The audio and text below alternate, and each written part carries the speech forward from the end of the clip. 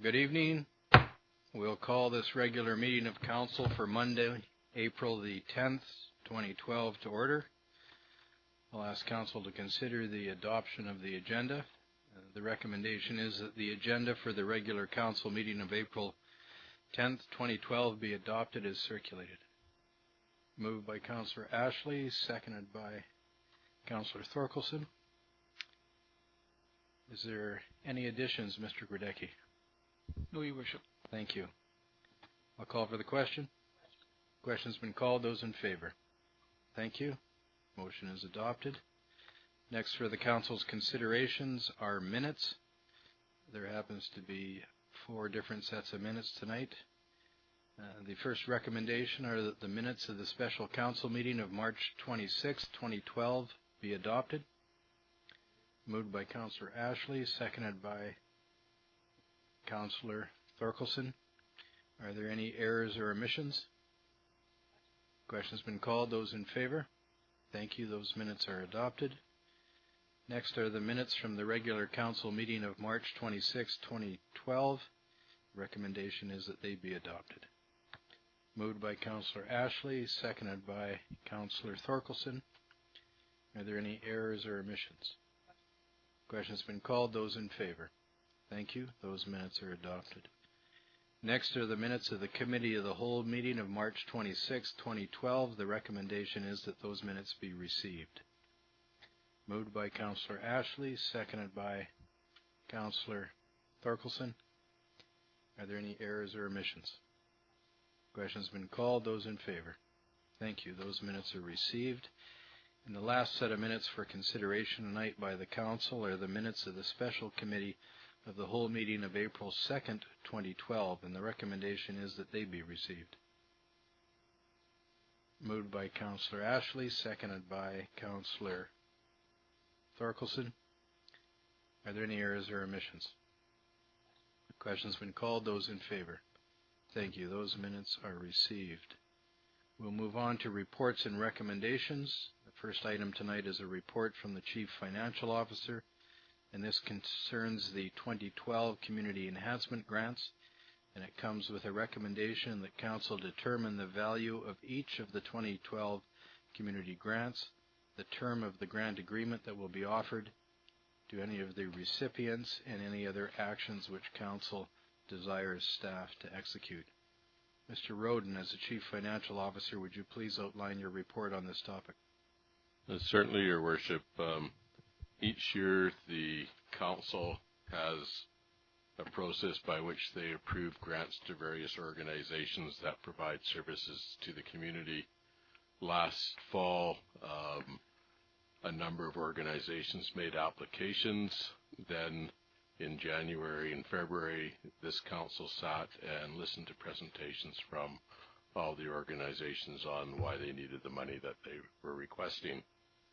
The city is now in the process of finalizing the 2012 budget.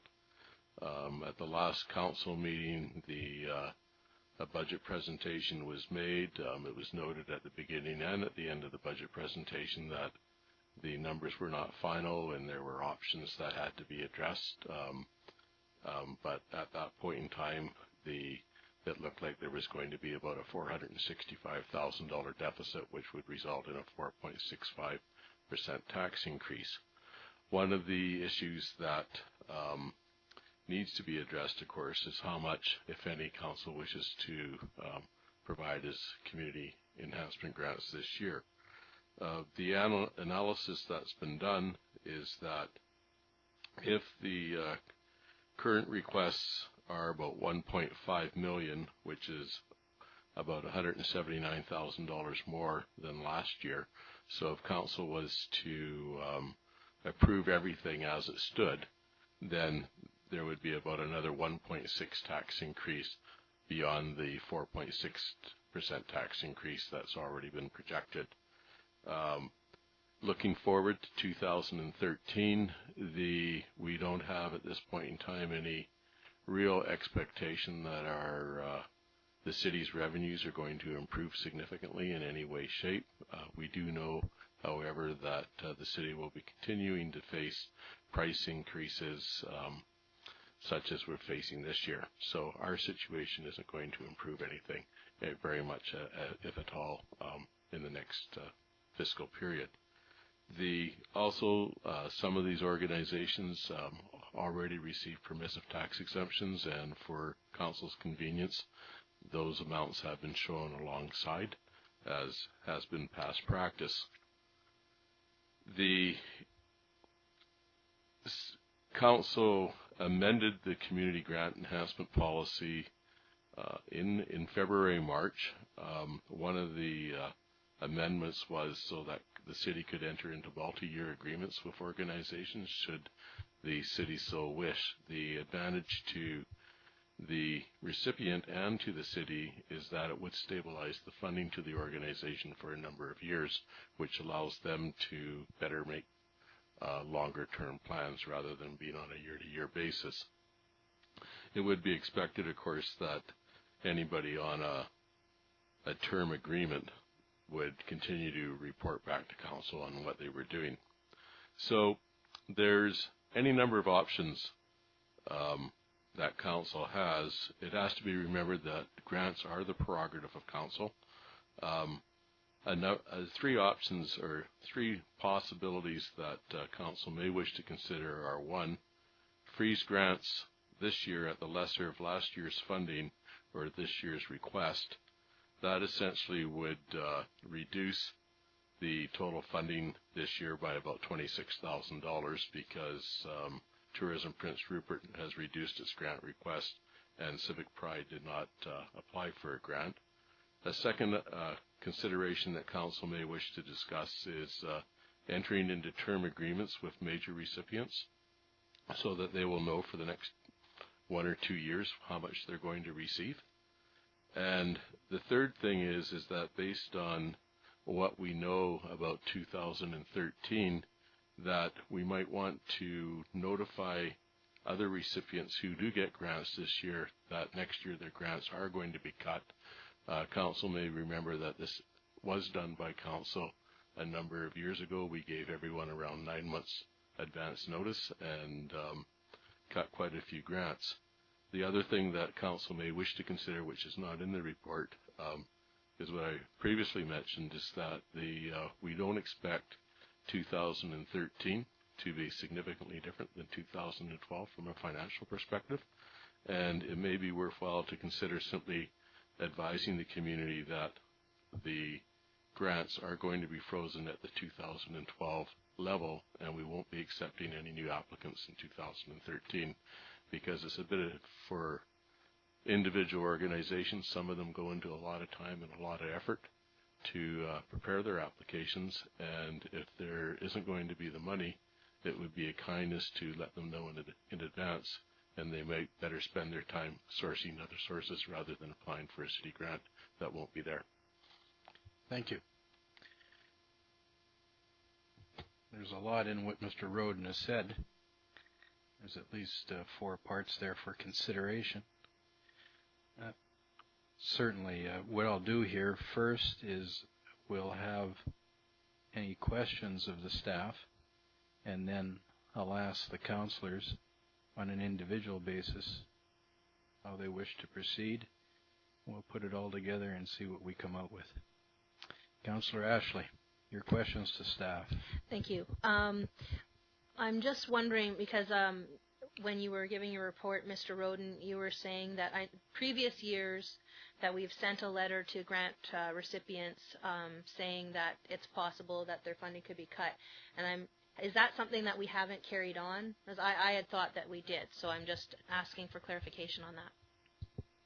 We did cut the funding to quite a number of organizations. The subsequent year, we restored some of the funding to some of the organizations, but the rest of the organizations remained at the 75% of what they previously received. Councillor Ashley. So I guess what my question is in the letters that were given to the grant recipients, was there some sort of statement along the lines that grants are never guaranteed and that they could possibly be cut? Something along those lines, or is that something that we did that 1 year but we haven't continued on doing? We just did it the 1 year. These grants, however, unless otherwise chosen, are year to year. Yeah. Councillor Thorkelson. I just have one question, and that is, we had a document that it looked like more of a given out the last meeting to us. That was more of a looks like almost like a ledger sheet, and it was grants to community partners, and a lot of the past community partners that we used to grant to were on there. And I have to say there's a huge number of groups, organizations that used to receive grants that aren't receiving grants anymore, that have already been snipped. What I was wondering, though, there's a line item that says it's for the museum of the museum, and it's 192 lease payment, $1,000 lease payments, it says, and that's not in this. So I wasn't sure if we cover it somewhere else. Mr. Roden? The lease payment was omitted, and this is going to be an interesting discussion. What happens there is that we do the budget on a cash basis, cash in, cash out, pretty much, except we record our revenues. The lease payment, because it doesn't affect our cash balance, because we basically are forgiving a loan to ourselves. We don't, theoretically what we do is we give them the $192,000 and then they give it straight back to us. So this year we simply omitted it from the list to try and reduce any confusion that might occur. And the reason why we reduced the confusion is that I'm pleased to advise that this year the museum, we will be making the last quote-unquote loan forgiveness payment to the museum, and they won't owe the city any more money anymore on the museum, so that'll be paid in full. Thank you. Does that explain it, Councillor Thorkelson? Sorry, Your Worship. Yes, that explains it. I was wondering, because I knew it was the last year, and I was wondering it wasn't shown on here. Last year it was 192, and I was wondering, because it wasn't shown on here, maybe it had been paid off, and I just was unaware of it. So, how much are we going to be? How much is remaining? $126,000.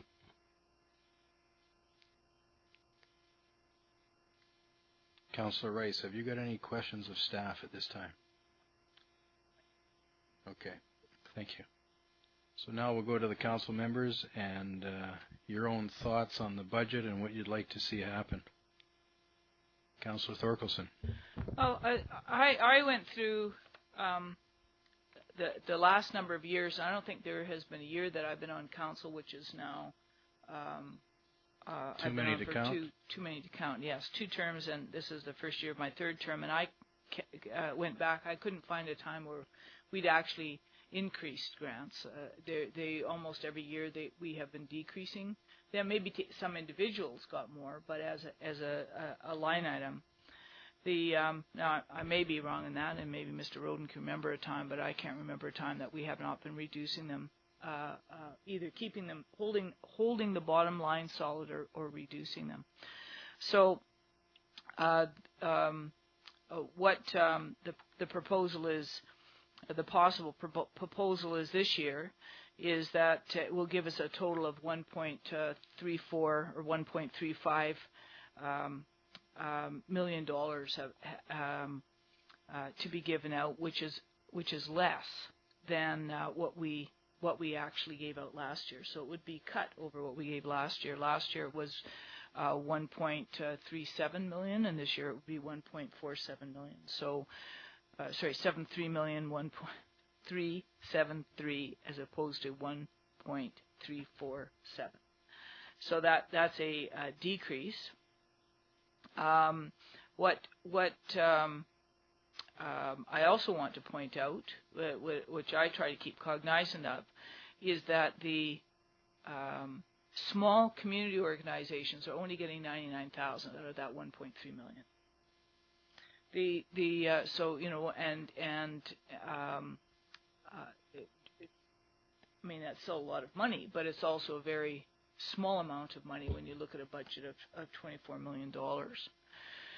The major grants are where $1.2 million go to, and the major grants are to the golf course, ECDEV, Tourism Prince Rupert, Museum of Northern BC, which now houses the Visitor Information Center, and the library and the Lester Center. So out of those, really, the library, the Lester Center, Tourism Prince Rupert, Prince Rupert Economic Development, maybe I should start it all over again. The Rupert Economic Development Commission, the library, and the Lester Center are really children of the city. The library is certainly receives money from the provincial government as well. It could be considered a child of the provincial government, but it is chartered by the city. It's not a regional library; it's a community library. The Museum of Northern BC is something that we have supported. It's not. We don't have anybody on the board of directors. It's probably the thing that is most divorced from the city. TPR, we have people on the board, and the golf course, we still own the golf course and the buildings, and the Golf Association just runs it for us. That's basically, I think, maybe a pretty true characteristic of that. So those are our major, the major grants. Most of the major grant organizations that I look at are really what I'd call part of the city infrastructure, as compared to the smaller organizations, which make up the part of the city's social fabric. So one I would look at as social fabric, the other really as part of almost as part of the city corporation. So I've tried to keep that in mind, because it is so easy and really so fruitless to chip away, $1,000 from an organization or another $1,000 from an organization from the community, the social fabric organizations, in my opinion, because they really receive so little money from us, other than the SPCA, which does get a chunk. And we have the largest ones after the SPCA, which is looking after dogs and cats that run around. We have the Special Events Society, and the Special Events Society receives $30,000 from us, which has in a number of years. I think that for the longest time, that's what they've received from us. They've got no increase for many, many years. Special events and Halloween, and those are the community events that we put on for ourselves. So that's why it's so very difficult to have a look at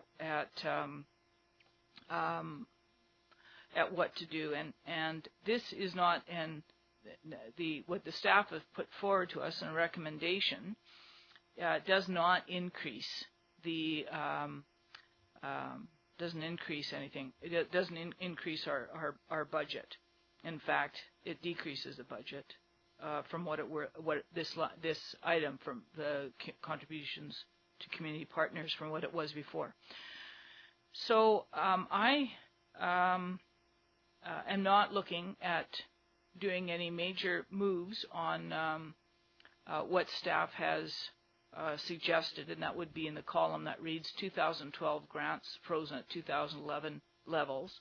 The only thing that I may be interested in doing is moving $500 from North Coast Career Services, which looks to me is mostly supported by more senior levels of government, and move that the Career Resource Center money, that $500, which I don't think makes one bit of difference in their budget. They're running I think a $33,000 surplus, and I really think that money could be moved to the Salmonberry Trading Company to give them $1,000. They've asked for $2,700. They had $500 last year. They're going to be struggling this year, and I wouldn't want to lose that group of people. They're going to be struggling this year without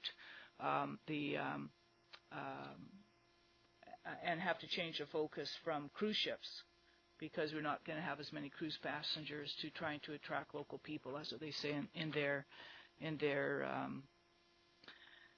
so I would be tempted to do that.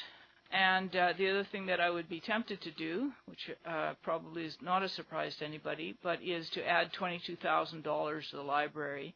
That covers a 4% wage increase and some more money in towards benefits. It doesn't cost the library benefit. The library increases mirror the city's increases to city staff, and it's so $22,000 would cover most of the increase, not all of the increased cost and wages and benefits that the library has negotiated through collective agreement with their staff, the same as the city did with the city staff. And the library first proposed that they have a $596,000 increase, but a lot of that extra money, not all of it, but a lot of that extra money went to have parity between the library staff and the rest of the city staff, and that is without parity. The $22,000 is without the parity increases. And so I would propose we add that. Even if we added that extra $22,000, you'd just come up with the 1.365, which would still be less than the 1.373 that we spent last year. So those are the things that I certainly would be tempted at doing, Your Worship. So you asked me for my opinion, and I'll start off the discussion. Thank you for your opinion. If I could just mention one other thing, I believe the special events also asked for additional money for their one paid staff member, and that was up for council's consideration. No, I know it's not there.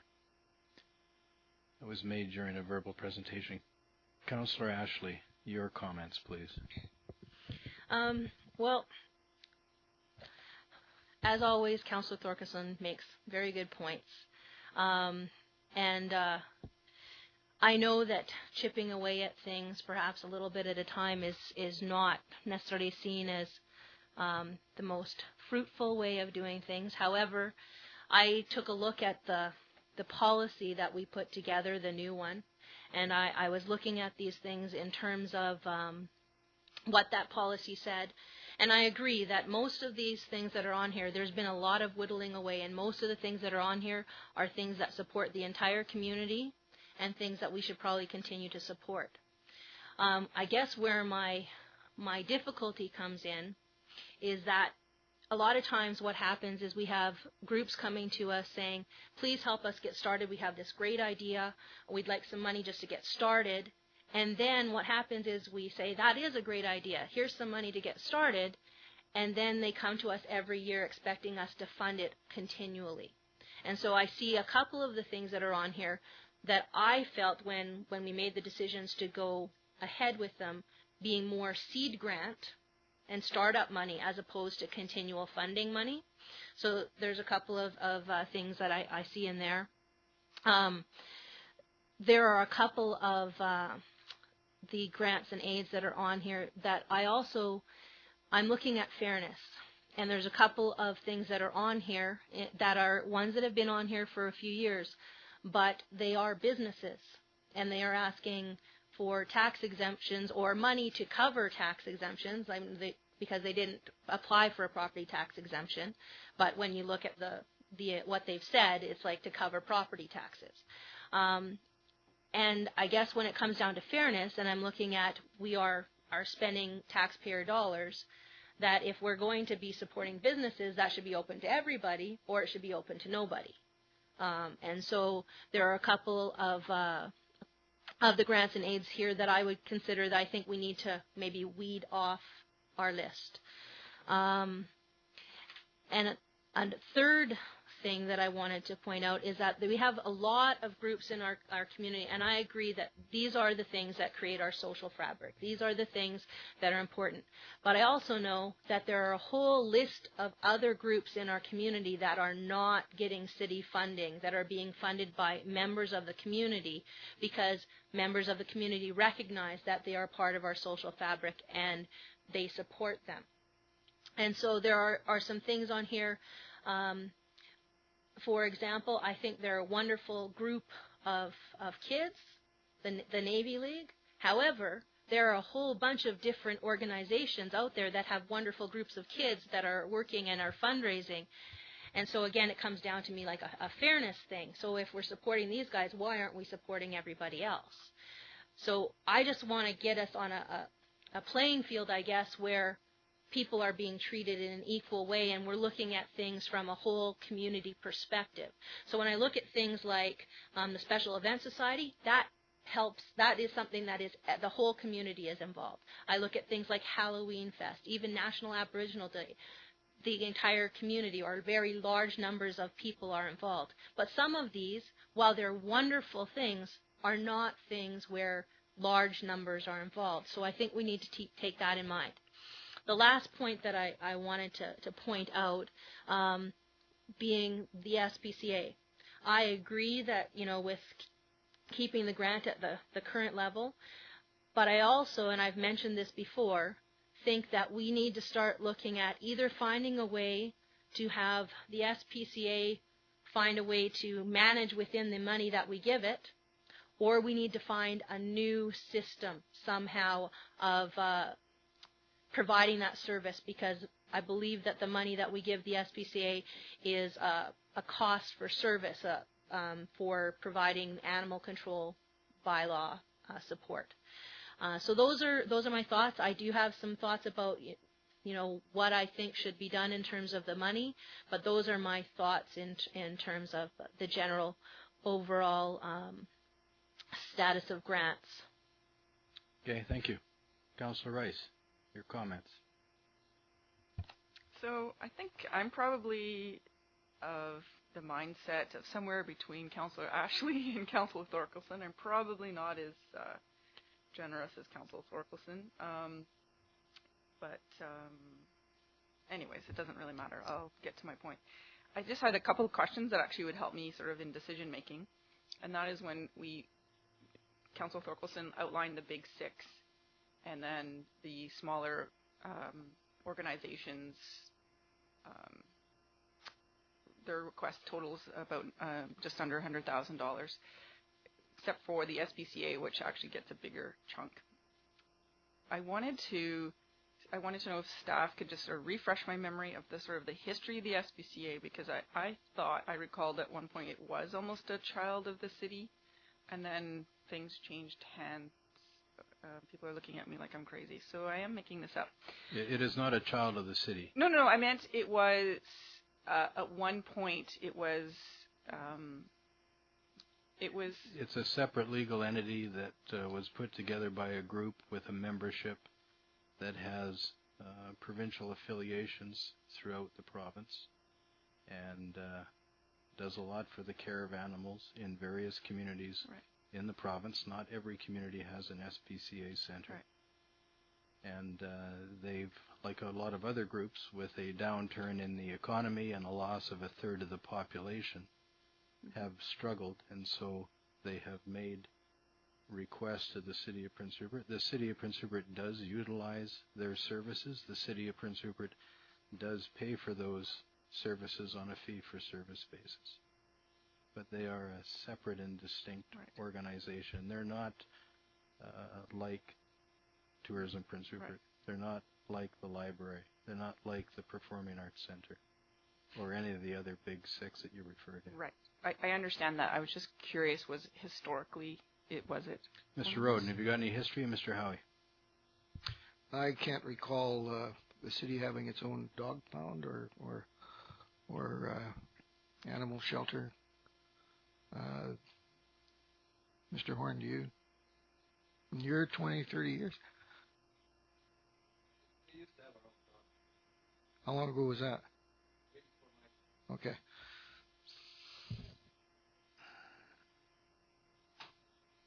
Councillor Rice, please go ahead.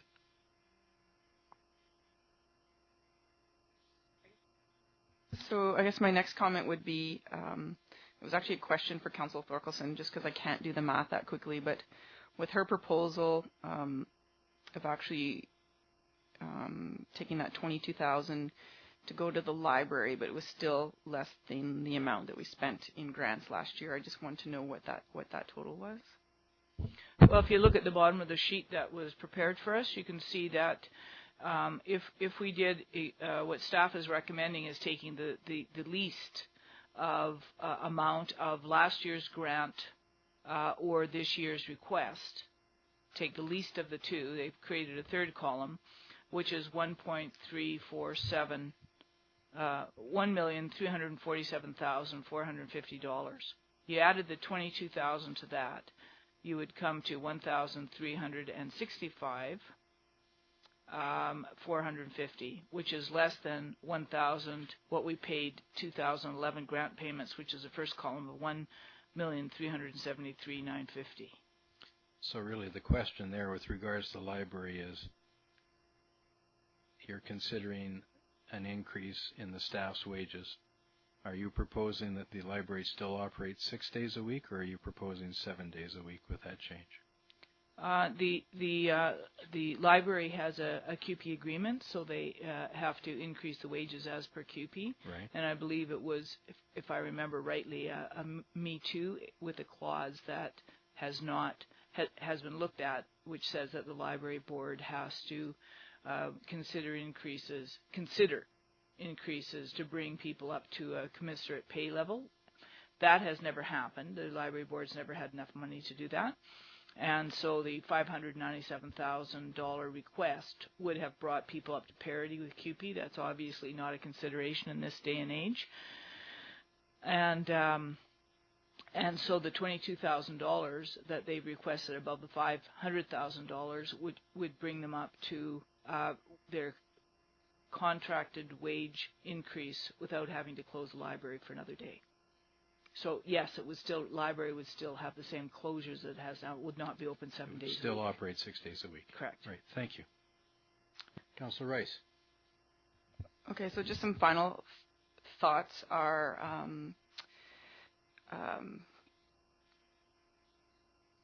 I guess I do have a challenge. I feel challenged by the fact that we contribute so much to the museum, and yet we don't have a council member or a city representative on the board of directors.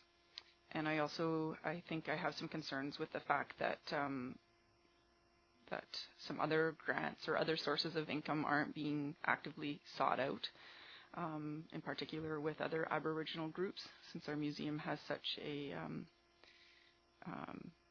Aboriginal dominance as far as its character or flavor, for lack of a better word. Theme, thank you. So if I'm thinking about the services that we provide to our constituents, I feel that the Prince Rupert Library actually has a little bit more to offer than the actual museum, which I see as more of offering to tourists. So would you be advocating that the museum operates 6 days a week, say with the exception of 4 or 5 months in the summer, and that the library then in turn goes from operating 6 days a week to 7 days a week? Well, I'm not sure if that would be exactly my proposal, but you are capturing sort of my train of thought and my thinking in that I'd rather see the library open more days than the museum if I had to pick, if I had to choose. I feel that the library has more to offer year-round for our citizens compared to the museum, which is something, I am a member of the museum, but I think I attend once a year, whereas I utilize the library quite frequently year-round. So it's sort of what I'm thinking of what's of a better value for the actual citizens that live here. Right. So just, I guess I'm just sort of framing my No, certainly. Please frame go of ahead. mind. Yeah. And I am prepared to either go bit by bit and examine each and every grant, or I could not. I guess I'm a little bit leery considering there's only 3 council members here, and I was hoping for a larger attendance for more discussion and dialogue on how we would actually go about in tackling the grants and aids. I think that's all my comments for now. All right, thank you. Mr. Roden, for the people at home, would you please give the full percentage if the council was to adhere to all the requests in total? Certainly, Your Worship. Currently the budget, although, and I will say again that there are variations that can happen between now and when it's passed, but right now we're looking at a 4.65% tax increase. If the city were to approve all these requests, that would add an additional, where's my cheat sheet here, an additional 1.6, so that would be about a 6.25% tax increase in total. Say that again, please. 6.25%, $625,000. Thank you. Councillor Thorkelson. Okay. Mr. Roden, would you please, for clarity for people at home, outline what is referred to as the Big Six? Those organizations by name. Certainly, Your Worship. The Big Six are the Prince Rupert Golf Course, Prince Rupert Economic Development Commission, Tourism Prince Rupert, including the hotel, which also includes the hotel tax, which we, by provincial regulation, we have to give to them. The Museum of Northern British Columbia, which operates Quincy Station and also operates the Visitor Information Center for the city, the Prince Rupert Library, and the Lester Center. Thank you. On the Tourism Prince Rupert, the breakdown of the amount of the hotel tax which they receive annually and the contribution, the top-up by the city. Can you give those amounts, please? Certainly. The Tourism Prince Rupert hotel tax is a tax that's levied on tourists coming to Prince Rupert that stay in hotels, motels, and B&Bs. It's a 2% tax. It's remitted to the province by the owner of the accommodation. The province then remits it back to the city on the undertaking that the city uses it for marketing of Prince Rupert. The amount this year is estimated to be $160,000. In addition, the city also gives $77,000 to Tourism Prince Rupert for operating costs. Thank you. I'll give my comments. Although we've got the coal port expanding till 2014, and we know that the container terminal will be under construction this fall, we know that there's considerations of a wood pellet export facility, provided the concerns with regard to dust can be mitigated. We're also aware that there's other considerations in the community. A rail and utility corridor has been announced for Ridley Island. We're hoping to hear from the company who's pursuing the opportunity to ship potash from here. And there's other considerations coming forward. But we won't see any of those hit the tax roll, in all likelihood, until at least, perhaps we'll get a little bit in 2014. Perhaps we'll have to wait till 2015 at the very least.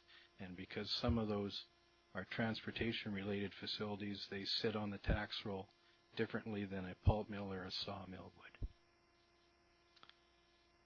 We've just come through an election here, and I'm sure I'm not the only one that's heard from the taxpayers about how high the residential taxes are in Prince Rupert, and how people are not only concerned about the amount they're paying now, but they're concerned about the annual increases that they get. The city's had to do a lot in the last 13 years. We went through 10 years of dormancy, and the last 3 years have been good. We used to have 80 people work out of the Longshore Hall. Now we have 300. We know that last year the grain terminal hired another 16 people. We knew that at one point at its lowest, the coal terminal had 48 employees. Now I believe it's close to 130. Still, with these requests that we're getting, I think this city is living beyond its means. I'm very, very concerned about the infrastructure and the 10 years when we could do very little. We're now in a repair and maintenance regime where we're not being proactive, we're forced to be reactive. And as a result, a number of years ago, we had a water valve blowout which washed out a portion of Fulton Street, which the whole community lost the use of for at least 8 months. And we can't continue to go on in that regard.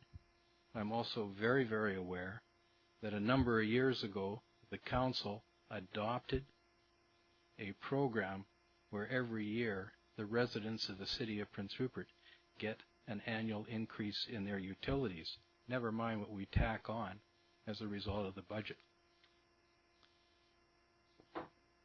And in hearing the concerns, in knowing the state of our infrastructure, for those of you who aren't aware, you have a 1 in 7 times chance of the subdivision services failing in your neighborhood in Prince Rupert than you do anywhere else in any other community in Canada.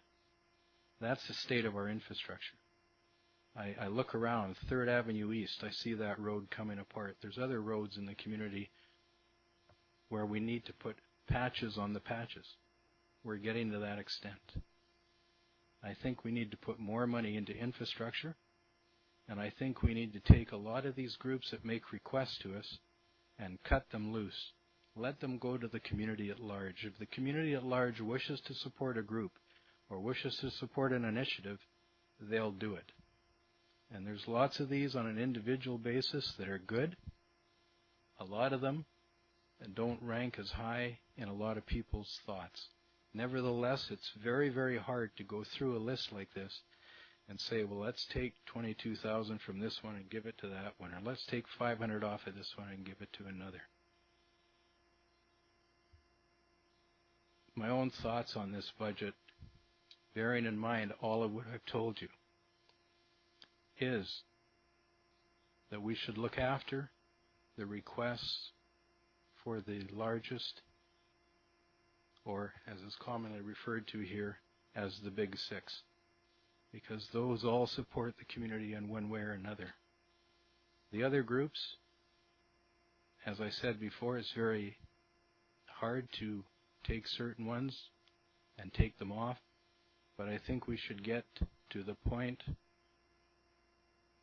where we cut a third one year, cut an additional third the next year, an additional third the year after, so that those groups know well in advance that the city cannot afford to carry them, that they need to look for sources of information elsewhere. And I think if you do it with enough notice, then these groups will get an understanding that the city can no longer afford to support them and support our infrastructure, and be cognizant of the people that keep saying we pay the highest residential taxes in the land and something needs to change. Those are my comments. Councillor Ashley. Just had a couple of other questions. In looking at the big community grant book that we got when all of the presentations were being made, I just had a question about National Aboriginal Day, because on the sheet here it says that we gave them 5,000 last year and it's 5,000 again, but in the book it says that we approved 2,200 last year, and I'm just wondering if I get clarification on that. Mr. Roden.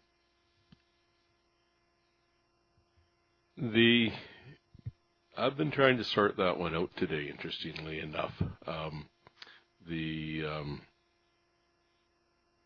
The assistant manager of Public Works pointed it out to me this morning, Tanya Ostrom. She said that she thought there must be a mistake in here. And basically what happened, I think, is that it used to be 5,000, but it's $5,000 in kind. And they didn't use it. They used approximately 2,200. Okay, so I think the difference is how much did they actually use and how much was actually approved. But I still haven't clarified that for sure. Councillor Ashley. Well, I was curious about that because I remember talking about this, and we were looking at the budget, and I'm sure it was last year when we were talking about this, and it was when we were talking about community grants, and we looked at how much they had spent, and that was where the decision to say, well, we're going to make it 2,200 because that's how much they used last year as opposed to doing 5,000. I remember talking about that. Now, as to whether or not that got put into the thing, I honestly, my memory couldn't tell you that, but I do remember talking about that. Maybe Councillor Thorkelson? Councillor Thorkelson. On the spreadsheet, it shows it was $2,200, but it shows that because, and I think what happens is that if it's a civic center, then it's going to be more. If it's a park, it's going to be less. But according to this accounting sheet, it was, the in-kind grant totaled 1,100, so it was 1,175. And that's what it cost. And so that although we said 2,200, it actually cost less than 2,200 because I think it depends on. But last year was inside, wasn't it? Yeah. So maybe it doesn't include the civic center rent because it says wages, overhead, a couple more overheads. So maybe that's, I don't see anything in here that would look like a civic center rental fee. So that's why it could be so low. So maybe Mr. Roden was correct, but it doesn't appear to be. I was looking at that as well because it was so far under the 5,000. Then it showed 2,200 here, and then it showed a total received of 175. But really, I think it was the setting up and the taking down of the civic center. Councillor Ashley, please go ahead. A further question, and this is related to the museum grant. Councillor Rice has already brought up a couple of the issues, and no sense bringing them up again. They've already been said.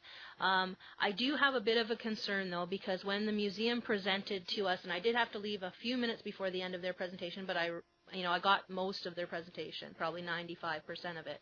I remember them saying that if they didn't get not the 160,000 that they've got here, but they had a different number. It was 126 or something like that. That they would have to do some drastic changes in terms of hours and days, etc.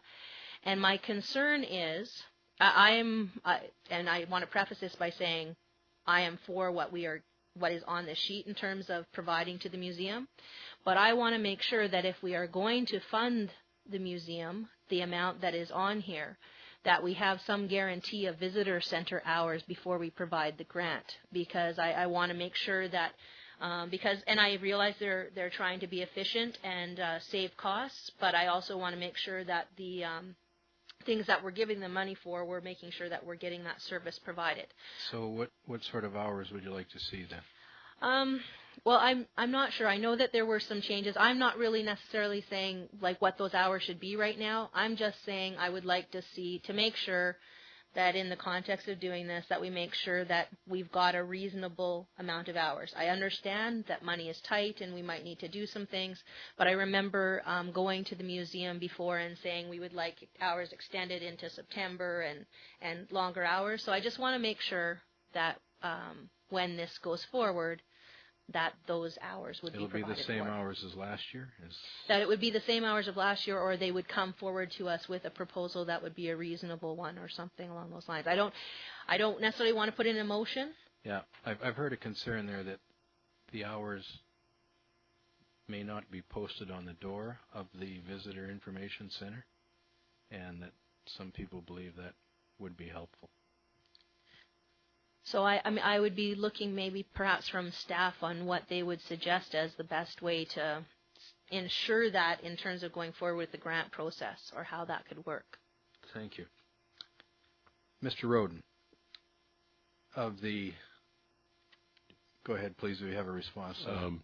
Your Worship, if my memory serves me correctly, last year the museum administration actually came in and discussed it with council. We could certainly request that they do that this year. Would that be fine? All right, thank you. If you'd do that, please. Mr. Roden, my question of the requested increases that would culminate to a total of 6.25%. If we were to fund just the big six, how much of a percentage would that require? Would that, Your Worship, would that be at the level they're requesting, or at the level that's been suggested that it be frozen at the 2011? At the level that it's suggested it be frozen. Okay, it would be about 1% less. 1% less. Right, $99,000 is equivalent to about 1%. Okay. Councillor Ashley. Well, I'm going to put forward a motion, and then people can feel free to second or not, that I think might deal with some of the things and perhaps might offer a compromise to Certainly. some of the things that people have been saying. So the motion would be as follows, that we freeze grants at 2011 levels with the following exceptions. That for I want to go through my list here. The AFNO Sugar Shack Grant, Growing Space, Navy League, Career Services, and Salmonberry Trading Company, that we reduce them by 50% each, so the amount from 2011, 50%, with the idea that letters then would go out, that funding could be further reduced and or cut in the future. Okay. And then, in addition to that exception, because of what we've found out with the Aboriginal Day, changing the 5,000 to 2,200, because that is how much they used. Right. And then changing the provision for later to 1,000.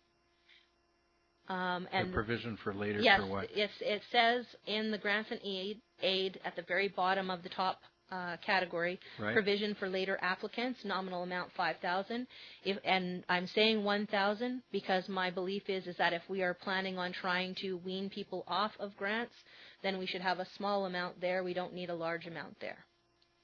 And then the last part of the motion would be that we do add the 22,000 to the library. Okay, and what do you think? I'm just asking you this because you're making your motion. Yeah. What do you think of the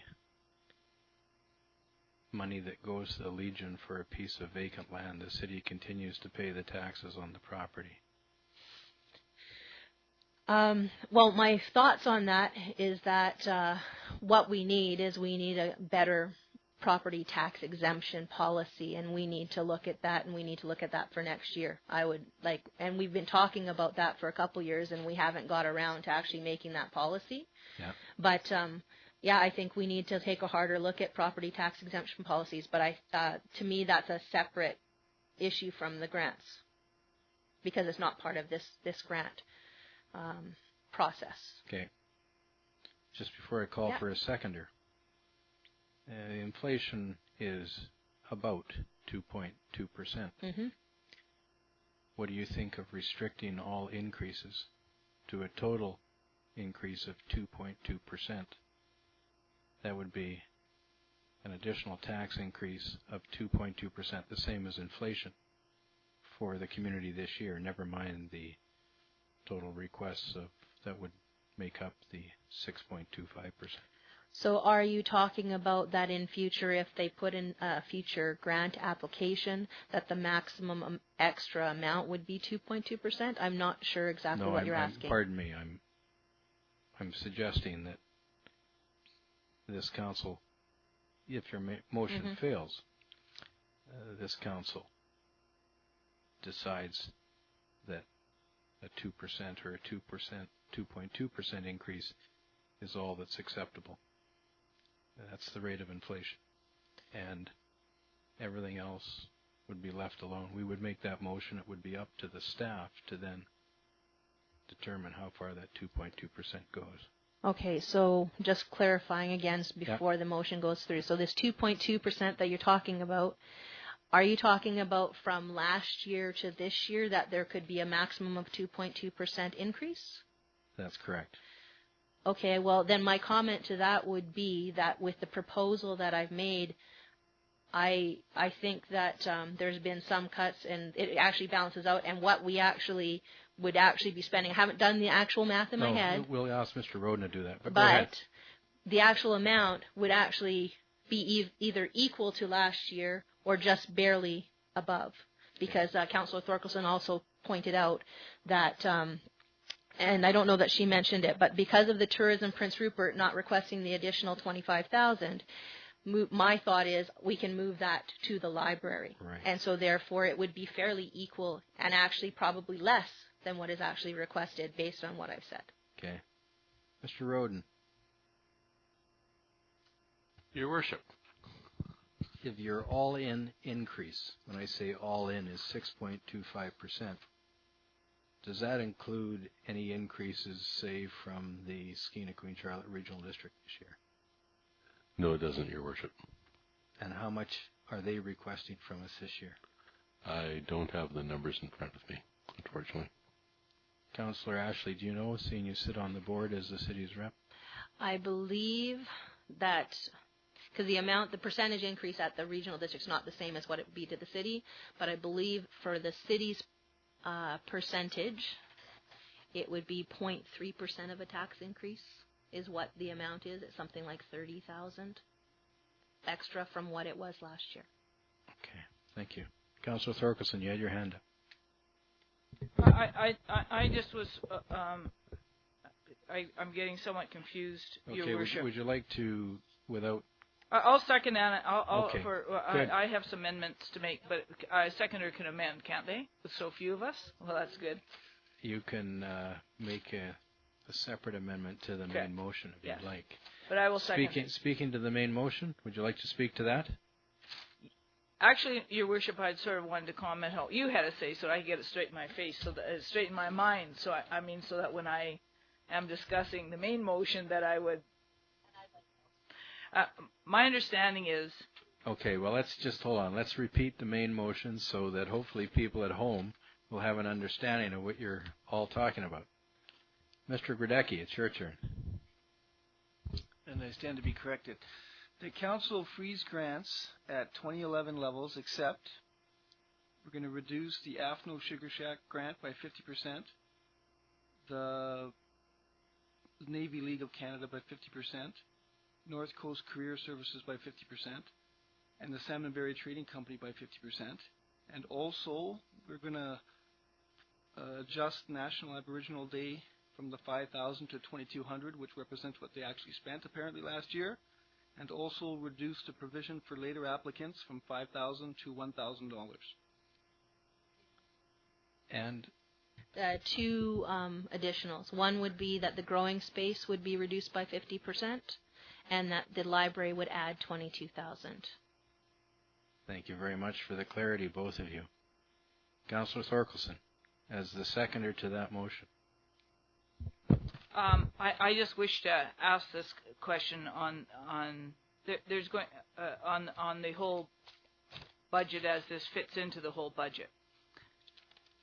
There's a 4.6% increase. Is that 4.65 plus 4.65, and that 4.65 includes the community grants at the level that staff has recommended, which is the level that is on here in the third column. Is that correct? That's correct. And so, Your Worship, my understanding is the 4.65% includes the 1.347 that the staff has already $1 million that the staff has already recommended or in their budgeted for in their budget, which is in fact less by around just about $2,700 from what we spent the year. $27,000. Thank you, Councillor Ashley, from what we spent the year before. So what the staff was recommending was a cut over what we had the year before. So the increase in the taxation has nothing to do with an increase in the grants. and so because the grant level from this year is actually less than the grant level for that year.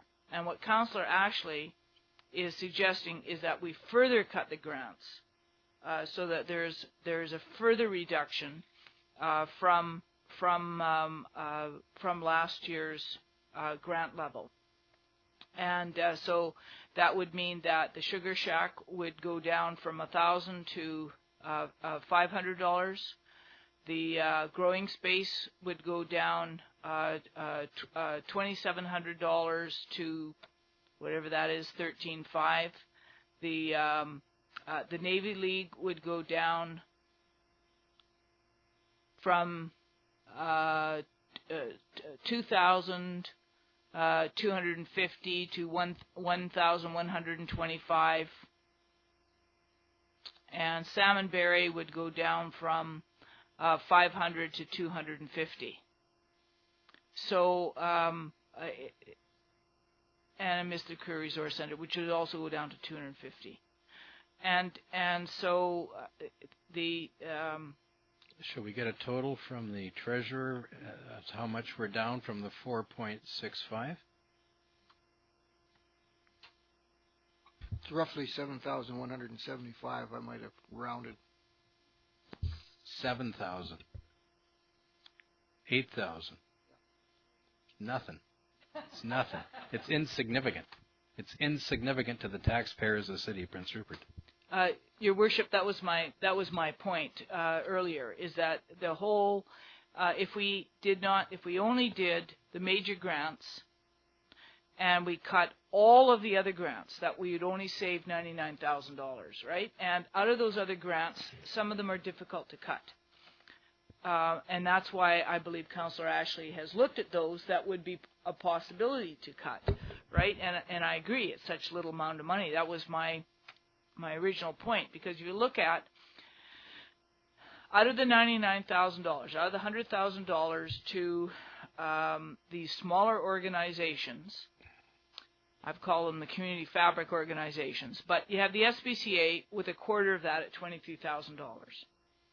If we cut the SPCA, if we're going to cut that at all, we have to cut the SPCA. If we cut the SPCA, the difficulty is we'd have to find somebody else to take, because it's a... Well, that amount's based on a fee for service. That's correct. So they're actually providing a function to the citizens of Prince Rupert for that money. That's correct. So maybe we should actually even take it out of grants and call it something else, because if it's not a grant, it's a function, then maybe we should call it something else. But that's a quarter of that. That's all my point was. The other money, the big money in there, is the $33,700 that is spent for Aboriginal Day, Halloween, and special events. So if you add those two up, that's $50,000, right? And so that would so that's cutting the SPCA, which is a fee for service type of a thing, and it would be cutting really our own community celebrations, which I really don't. I would really object to cutting our community celebrations. So it makes us feel good about being here. If you look after what is referred to as the Big Six, that supports the community overall, and the majority of what you've just talked about is in with those groups. Yes, but then so that leaves us with such small amounts that we can actually cut that, and that was Councillor Ashley's problem. Is then you've got the only other things are the Racquetball Association, and there's a proposed 3-year agreement with them. Is that correct? There could be. Yeah, and $10,000 for the Arts Council. Those are the other big ones, and $6,000 for the Wildlife Center. Those are the only other big ones. And so that's why it's so does difficult. Does it beg the question that perhaps the museum should be operating 6 days a week as opposed to 7? If your library's gone from 7 days to 6, those are the big ones, right? And those are the biggest bang for your buck. But the question is, and that's why like I don't object to what Councillor Ashley is trying to do. It's just the savings are so small, right? And well, that's right. No, it's Councillor Ashley. Let's not forget. I mean, this is very difficult for everybody. Mm-hmm. We're trying to do something on behalf of the community and not be too hard on anybody, but the amounts are small, and, yes. and so maybe we have to look at the value to the various facilities in the community. How valuable is the Performing Arts Center? How valuable is the museum? How valuable is the library? Mm-hmm. And rank them accordingly. Yes, Your Worship. If sort of believe that that's what we've tried to do here by keeping the grants down and by separating them into the big ones and the smaller ones. All my I honestly think that if some organization is going to fail because they had $500, they get 500 rather than 1,000, or get 250 rather than 500. I mean, those are almost nominal sums to show support now, right? Then really that organization is really on the edge, right? And some of them might be. It might make that much, but really you could probably raise $1,000 from selling hot dogs. And but is it really worth taking $7,000 off the tax roll, other than it just goes to show that we're being lean and mean? I just sort of wonder if it shows, that. To answer your question, you can really argue both sides of this, mm-hmm. depending on how much that fabric represents to you and the worth of it, and it changes in its valuation with each individual citizen. I'm not really in favor of any increase in any year over the rate of inflation, unless you really need it. And of course, I have to note again that one of the things that we're severely behind on is infrastructure. And every year you put that off in trying to balance life in the community, it's going to become more costly. But you make a good point, just same as Councillor Ashley. You both make good points. It's unfortunate we don't have a lot of money to put into all these. Councillor Ashley. I was just going to make a couple of comments. Everything that Councillor Thorkelson said is absolutely true. I mean, they're small amounts. The reason that I didn't suggest cutting them entirely is because we have not been, we did the 1 year send thing saying your grant may be reduced, but in the previous letters, obviously, we haven't, so I didn't want to hit somebody like out of the blue, and that's why I suggested the 50%.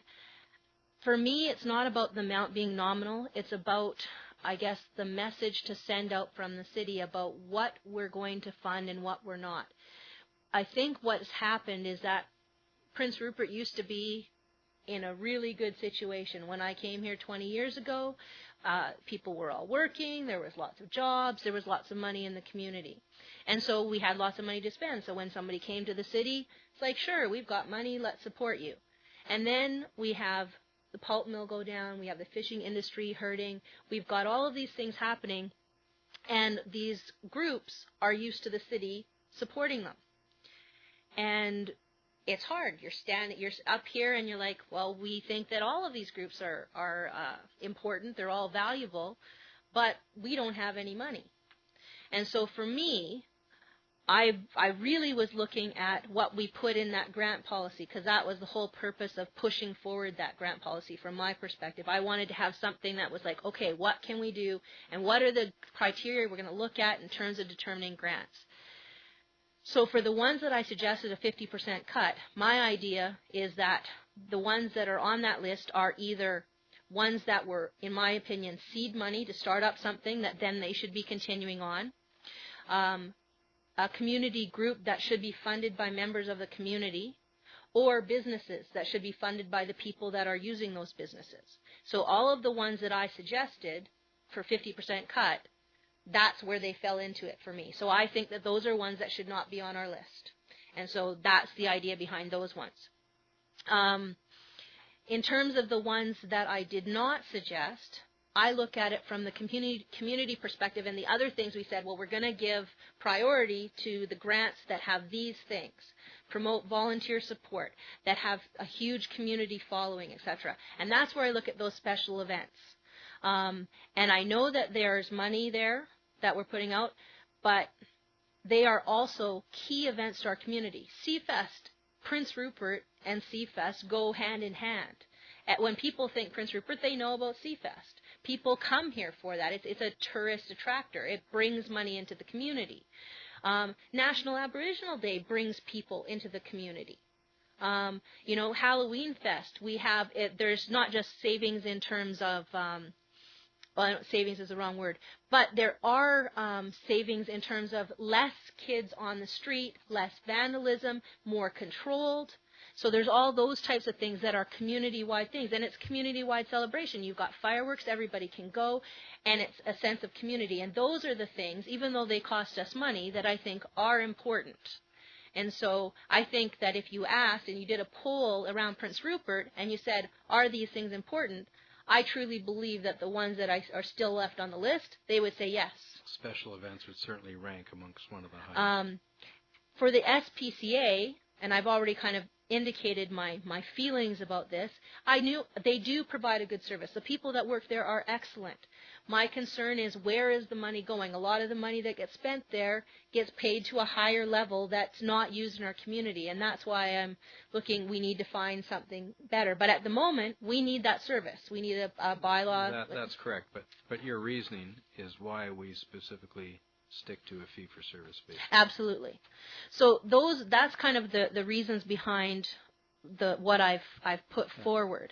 And in terms of the library and adding the $22,000, if we had not had the $25,000 in there from the Tourism Prince Rupert, I might not have made that suggestion. But because that was last year, and now we could potentially put it there, I thought that would be a compromise in terms of what we're trying to do, because let's face it, I think that they came to us originally with a budget of almost $600,000, and they cut it down to $520, trying to work with us, and I like to reward that kind of initiative.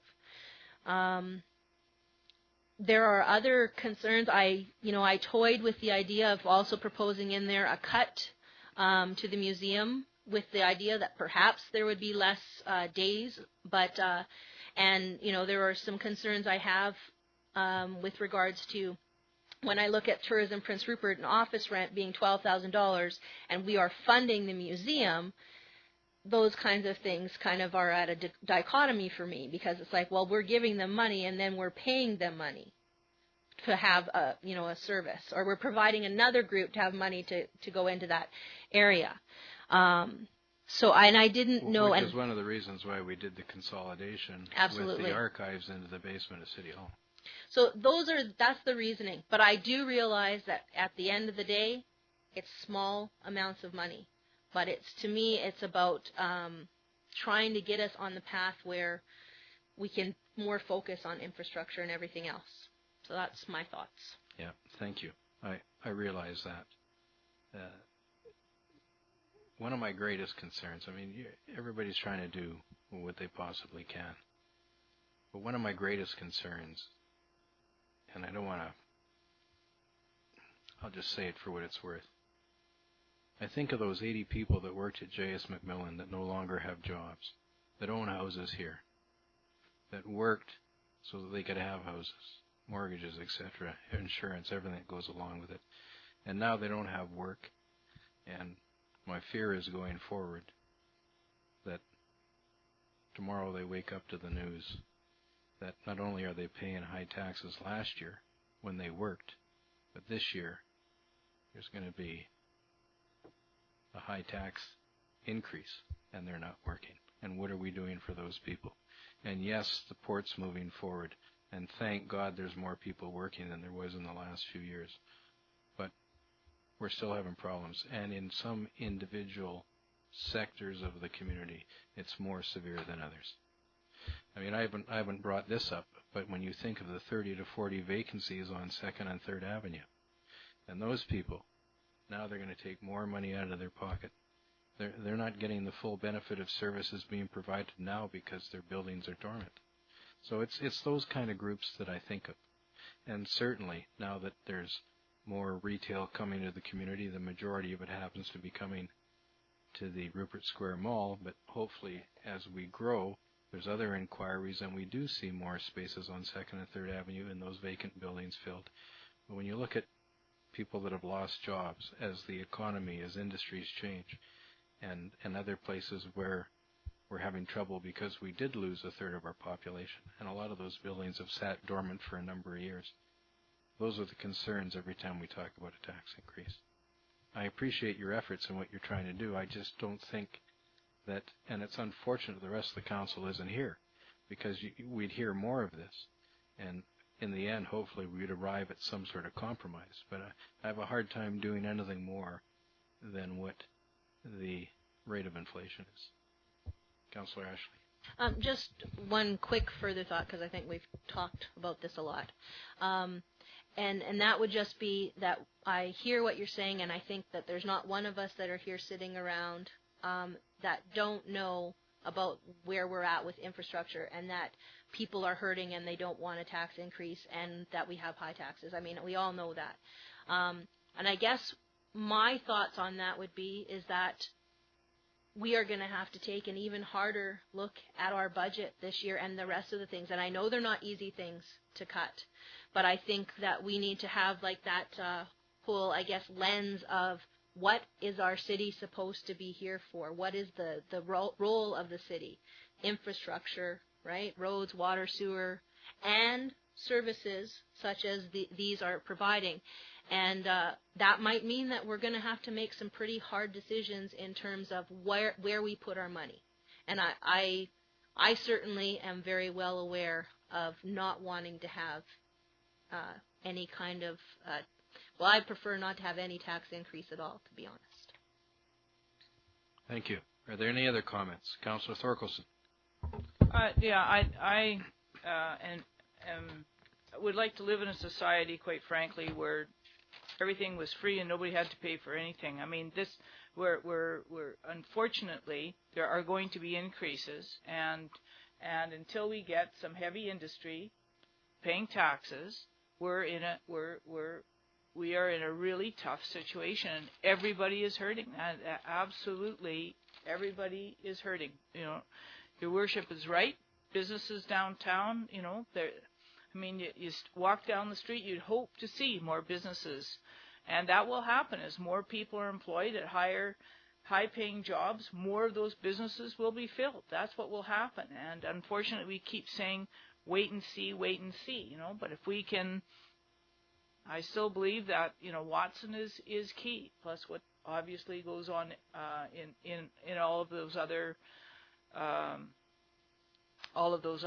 business or heavy industry companies that the mayor talked about. And maybe in 2014 we'll see something added in our payroll. Maybe it won't be next year. It'll be on 2014, and maybe we'll have one more tough year coming through.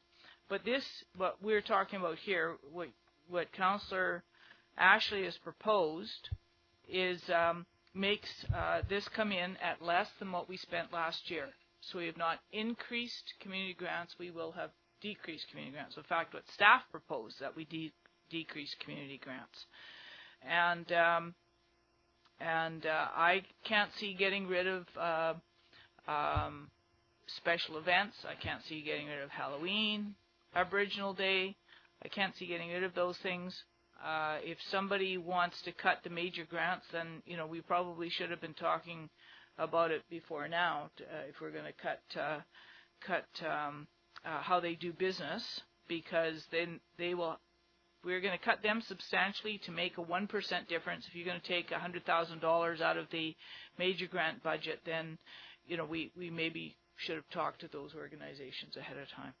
However, being that, and in the spirit of trying to trim $7,175, or Mr. Howie, Mr. Roden? We'll just check the latest total. Certainly, if I may, the reductions of a 50% grant, if I may just go through them just to make sure that we've got the right ones here. Certainly, please do. 50% grant decrease to Sugar Shack, Growing Space, Navy League, North Coast Career Center, Salmonberry Trading Company, and the Aboriginal Day in Kind grant be reduced by $2,800 to $2,200, and also that the provision for later applicants, the nominal amount, be reduced by $4,000. That would give us a savings of $9,675. Offsetting that has been the resolution in front of council has suggested that I believe it's $22,500 be given in addition be given to the Prince Rupert Library. Is that correct? 22,000 even, I believe. Okay, 22,000. So that would let me just pop a number in here. So over the total amount that was requested by people was $1,553,000. It was recommended that we pay $1,347,000. This resolution changes it to $1,359,000. So it's slightly more than what was recommended. It's $193,000 less than what was requested. And it's also less than last year by $4,000. So 1%.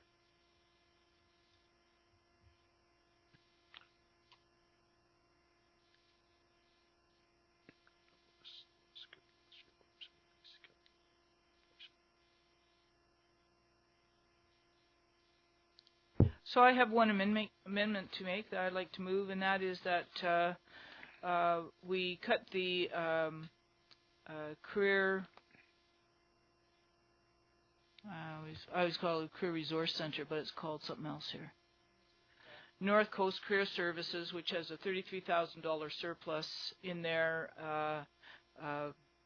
and cut them to zero, and put the Salmonberry Trading Company back up to 5.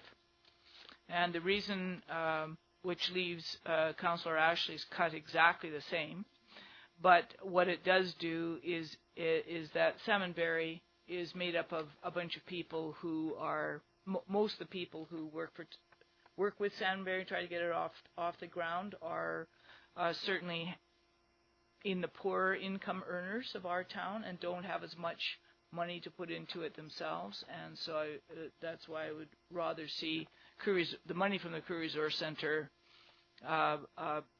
They don't need that. They got $33,000. That's enough. They don't need our paltry $500, but the extra $250 could do some help for the Salmonberry Trading Company. I think it would actually be meaningful for them, whereas it won't be meaningful for the Career Resource Center. So that is the reason for my amendment, Your Worship. Thank you. Will you be okay with that? I would consider that a friendly amendment. Okay, if it's okay with the mover, we'll just consider that a friendly amendment. Mr. Roden, do you have the amount of money that we give a grant in lieu of taxes to the Legion on their vacant piece of property on Park Avenue? If you give me a moment, Your Worship, I can pull it out of a previous report. If you would, I'd appreciate it. Certainly. Councillor Rice. I'm just wondering if you could give me more information and background in the Legion situation. Certainly. The Legion had a facility here that I think it would be fair to say they outgrew. They sold that property, and that property now houses the casino and the convention center. The Legion then bought another piece of property on Park Avenue with the intention of building another gathering place, another facility. They then decided that the juice wasn't worth the squeeze. In other words, what were they doing building another facility? In the interim, the city has given them a grant in lieu to cover the taxes every year, and the property sits dormant, not used by anybody with a for sale sign on it. I think the Legion is in fact trying to buy another existing facility in town.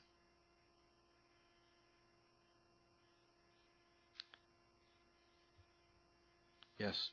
So are you proposing that we stop paying or covering the taxes on a dormant, unused piece of property? Is that?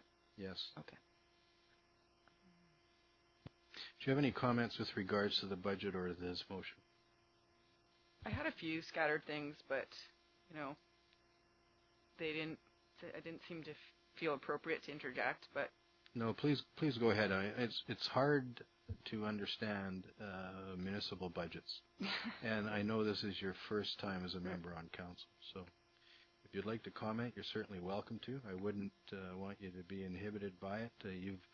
You obviously represent a sector of the community. That's how you got elected. That's how you found yourself in this council chambers. Mm-hmm. So, if you have something you wish to say, please go ahead. Well, I guess I'm really still undecided and conflicted on how I feel we should approach dealing with the grants. It makes total sense to me when it's outlined that $99,000 is really going to those organizations that make up the social fabric. But then I struggle with the SPCA being lumped in that category, because to me that's not really about our social fabric. It's like a necessary service that they provide, but they're not exactly a big six either. And I feel the same way with special events.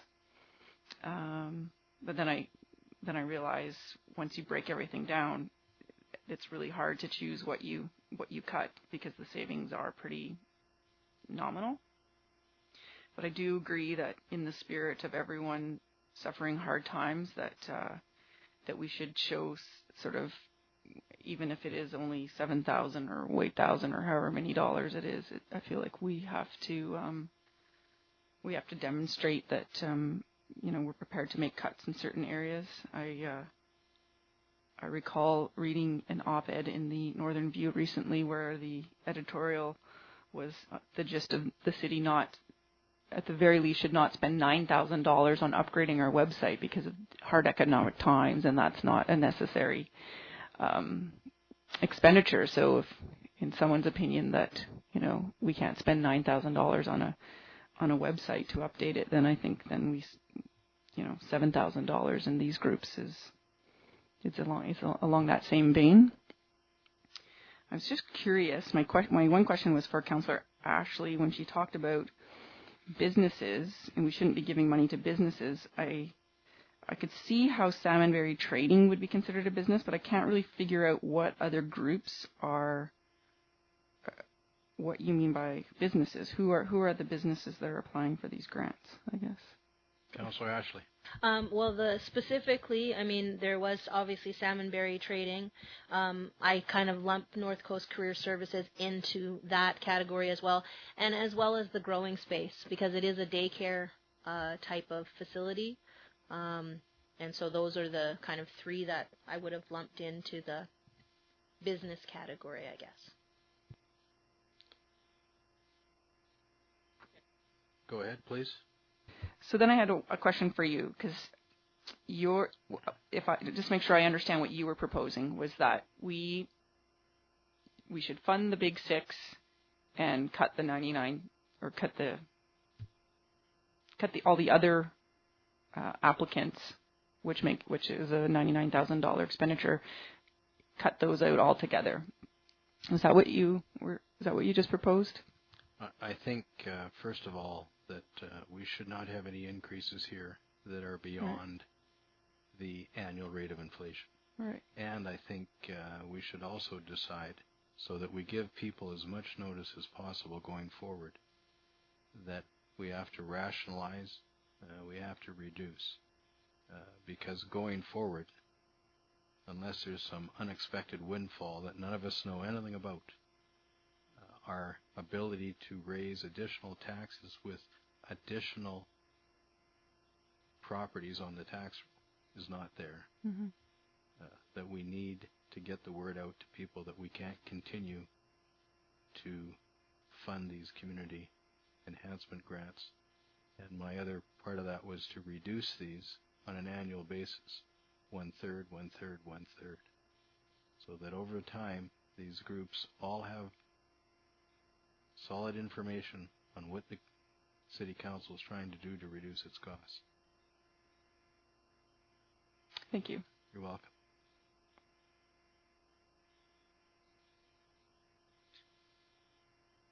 Mr. Roden, do you have an answer to the... Yes, I do, Your Worship. Last year, during the permissive tax exemption bylaw discussion and subsequent adoption of the bylaw, the Royal Canadian Legion received an exemption valued at approximately $9,700 from the City of Prince Rupert. Thank you. Councillor Rice, have you got any further comments? I guess that's a question. So, is the Legion situation? I don't know how to use the right words. That's not reflected in what we're currently voting on. That's part of a permissive property tax exemption bylaw. Okay. There are, however, with regards to permissive property tax exemption bylaws, on page 15 of the agenda in the fourth column, you can see groups that not only get money through the community enhancement grant process, but they also get a permissive property tax exemption. Okay, thank you.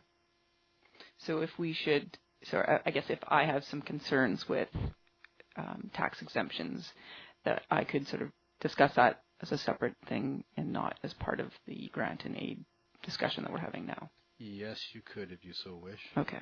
Certainly. Is there any other discussion with regards to the motion that's been made? If not, I'll call for the question. Question's been called. Mr. Grodecki, could you repeat the motion in its entirety, please, before I call for the vote?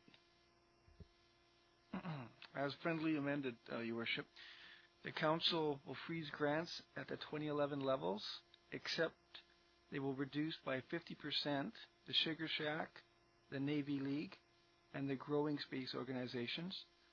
They're going to cut the North Coast Career Services to zero, and the amendment also returns the Salmonberry Trading to the original grant of $500. They will add $22,000 to the library, reduce the provision for later applications to $1,000 from $5,000, and change the National Aboriginal Day grant to $2,200. Thank you. The motion's understood by all present.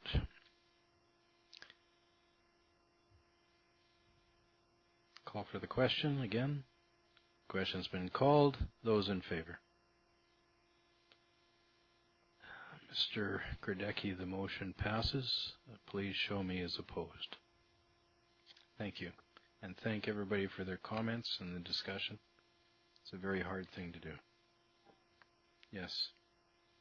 I have a couple of hopefully quick follow-up motions just related to some things that were discussed that are related.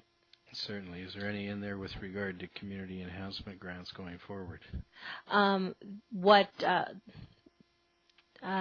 please go ahead with your motion. That's okay. There could be.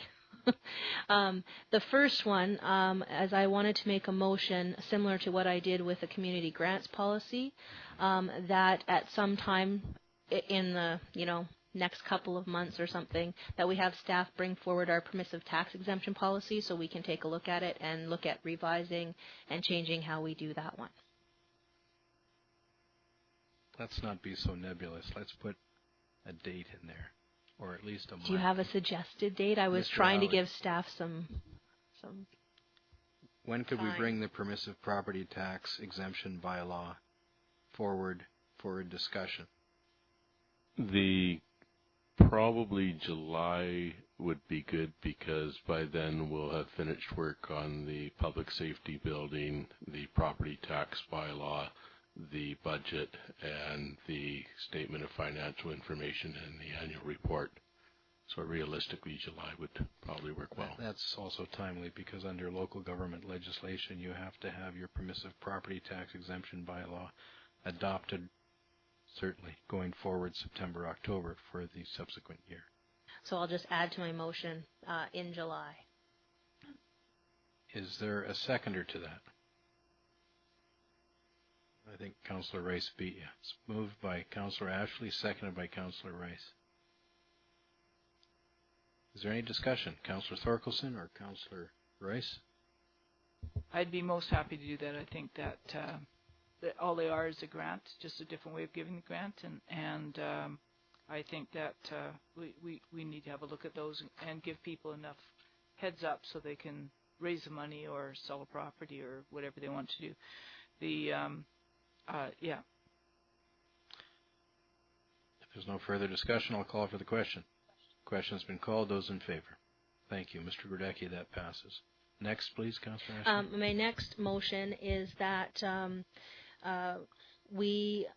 when the letters are sent out to groups regarding the funding that they are receiving, that they include wording along the lines of that in the future grants may be further reduced and or removed entirely, so that they are prepared for future directions depending on what council decides to do. Thank you. Is there a seconder to that? Seconded by Councillor Rice. Is there any discussion? Councillor Thorkelson or Councillor Rice? If not, I'll call for the question. Question's been called. Those in favor? Thank you. That passes, Mr. Grodecki. Councillor Ashley. And this would be the last one, and this is coming from a recommendation by Mr. Roden regarding putting a freeze on new grants. Now, I may look for staff on wording. Mr. Roden, do you think you could repeat? It was the one where you were talking about not accepting new grant applications? Certainly, if I may, Your Worship. Certainly. The idea is that given the financial situation that city is going to probably be in 2013, which His Worship has already alluded to, that it's a lot of work for people to put together a grant application when it's quite unlikely that it's going to have any success, and so it might be worthwhile to simply cut to the quick and pass a motion saying that the value of the grants is going to not increase for 2013, and that the city isn't going to be accepting any applications, any new applications at this time. So I'd like to make that a motion. Okay. Mr. Grodecki got that, I'm sure. Is there a seconder? Councillor Thorkelson, you second it? Yeah. Would you like to speak to it? Yes, I'd like to speak to it. I don't.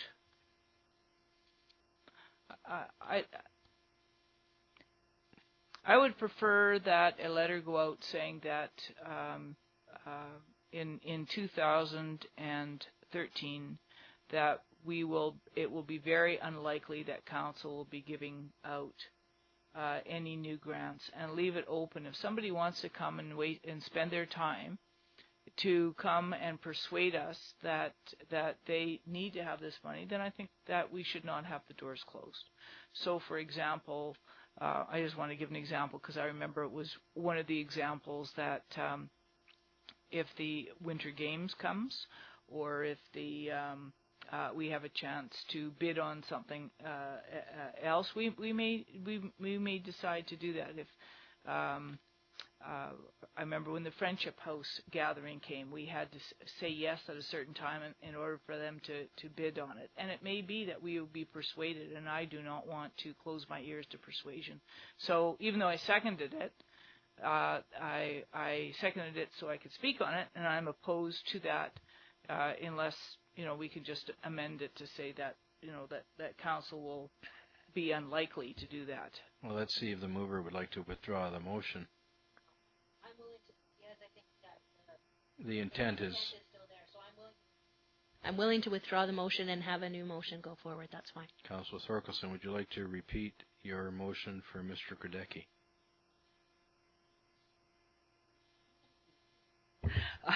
I was hoping that he got what I said the first time. Well, I think that we just send out a letter saying it's unlikely that City Council, in 2013, it will be unlikely that City Council will be giving any new grant applications. And that would be included in the letter that we send. And that's what, and further to that, I would also, which was not part of Councillor Ashley's motion, but I think it was certainly included in her thinking and in her speaking early, and say it, and in fact it may. So I'm adding this, that in fact it may be that organizations will face cuts to the grants that they received, that they may receive in 2013 from the 2012 levels. So two things. One, it's not likely we'll give out new grants in 2013. However, if you want to try, go ahead. You don't need to add that, but we may not be giving out new grants in 2013. And of those organizations that have already that received grants in 2012, they should be put on notice that their grants may very well be again cut in 2013. Thank you. Councillor Ashley, you'll second that? I'll second it, and I'm just. And you'd like to comment? I have a question, and it's for Councillor Thorkelson and/or staff. I'm wondering, because there is a grant application form, does that need to be like a letter that's at the front office or something if somebody comes in to get one of those forms? So that's what I'm asking. Yeah, because we can't really send a letter out to somebody that we're not aware of. So yeah, we would put that with the package. Yeah. Okay, so that motion's been moved and seconded. Is there any further discussion? Councillor Rice. I was not going to support the motion. For one thing, I was thinking exactly how Mr. Howie just explained. How do you send a letter to someone that you don't know who's going to apply? And my thinking is that we should always be open to new ideas. And, perhaps next year there will be some brilliant creative proposal that comes forward, and we will be so in love with it that we want to endorse it. And maybe we'll choose to, not provide a grant at all to someone else. And if I use the example of, this is not my personal opinion, I'm just using the SPCA as an example because Councillor Ashley has decided or thinks that perhaps we should evaluate what other organizations could provide those services. If another organization came forward that had a better proposal that sort of met our needs, and you've already closed the door basically to exploring that option. So that's, do you know what I mean? Like, if a new organization came forward to provide the same or similar services to the SPCA that perhaps needed a letter of support and a small amount from the city to get started, we would be shutting out opportunities by not being open to that, by saying no new grants. She's not. An example of that would be a slaughterhouse for chickens. Is that what you're saying? Quite possibly. So my whole point is, yes, we're in tough economic times. We need to cut back on giving grant money. I still also don't think that we need to set any policy to say that we're not going to look at new options. For all we know, there could be a grant and aid request that actually assists us with building our community, with better economic times to assist with that, perhaps building community resiliency. So I don't want to be shutting any doors to that. I also had another comment, and I was just reading the application for the enhancement grant, and one of the questions is, are you seeking other grants? And a lot of the applicants say no. And I know that in some of our deliberations that we wanted to support community groups that actually applied for other grants and weren't just solely dependent on the city. But saying that, I'm wondering if perhaps there should be another question, because I could look at an application, and perhaps another group would not apply for a grant, but they're actively doing fundraising. And so they're seeking funding from other sources by fundraising. But we actually don't ask, are they fundraising? We ask if they're getting grants.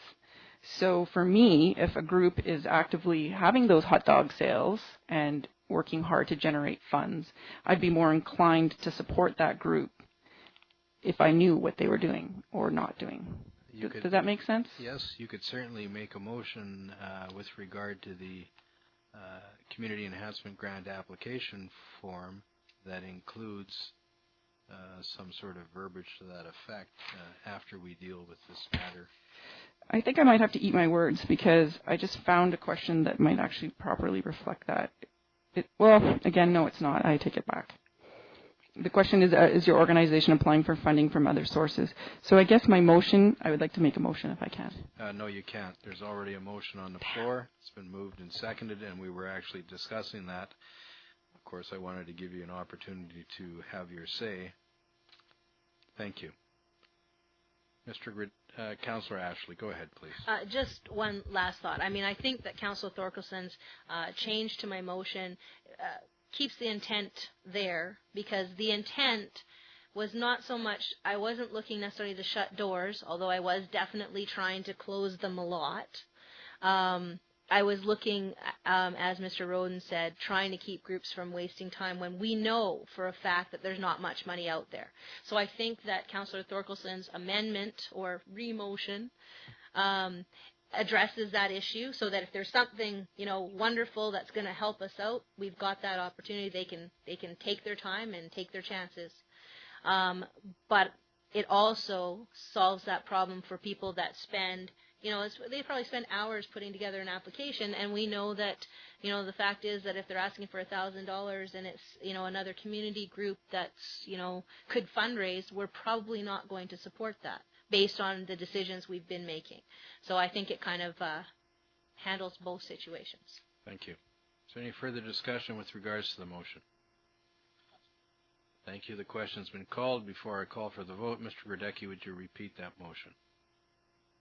Your Worship, the intent of the motion is to send a letter to grant recipients and also make it available to people picking up applications that two things. In 2013, new grants are unlikely to be considered, and in 2013, past grant recipients may have their future grants reduced in value. Thank you. Call for the vote. Those in favor? Thank you. That motion passes. It therefore becomes a resolution. Mr. Howie. Your Worship, on Councillor Rice's point, we can just do that administratively, and we will do that, put that additional question in the application form. Okay. Thank you. Councillor Rice. I was just thinking, instead of adding an extra question, for question number 5, is your organization applying for funding from other sources? You could actually go applying for other sources and or fundraising by other means, brackets, i.e. bake sales. Use a separate sheet. Thank you. We've got staff. Okay, sorry, I didn't mean to micromanage there. My apologies. Well, you're doing a pretty good job, actually. Okay. Councillor Ashley, do you have any other motions? Councillor Thorkelson. I was sort of intrigued by the idea of having a look, although I was intrigued because I was thinking of all of the difficulties, not all of the ways that it can be done. But it was of the idea that we have a look at maybe talking to some of our partnership organizations to see about longer-term funding. And maybe what we should do is somehow have that discussion, or just have staff have the discussion with their financial person or with their board or something, to see if there's an interest, and then work out a way that they can approach us if they are interested. It would make it easier, certainly, for budgeting on both sides, but the trouble is if you make it easier and all of a sudden something doesn't go ahead, or we have a big pothole that needs filling, we can't take any money away if you've agreed to it. So right. So anyway, I just thought more thought should be put into that. I don't have any suggestions. Well, certainly, because you are right. Administratively, it's easier if you can make some sort of arrangement. It actually would be the best if you could make the arrangement for the 3-year period, because that would cover the council term. And of course, one council can't bind another, so you're not going to get into a 5-year agreement when after 3 years the members of council could change and the emphasis could change also. So if you were going to talk to groups about that, that would be quite possibly for the remaining 2 years of this 3-year term. Is that what your thought is? Yes, I was just sort of intrigued by that idea because I can think a bunch of pros and a bunch of cons, and I thought maybe, it might even be worthwhile having a kind of a some workshop. discussion? Yeah. Yeah, with them and see how, if we maybe invite one person from each one of those organizations to sit down with council, just have an informal discussion, just to look at the pros and cons. One of the things is it's less political if council does it, makes that decision once. It's easier politically to do that, but it might not be the wisest way of doing it.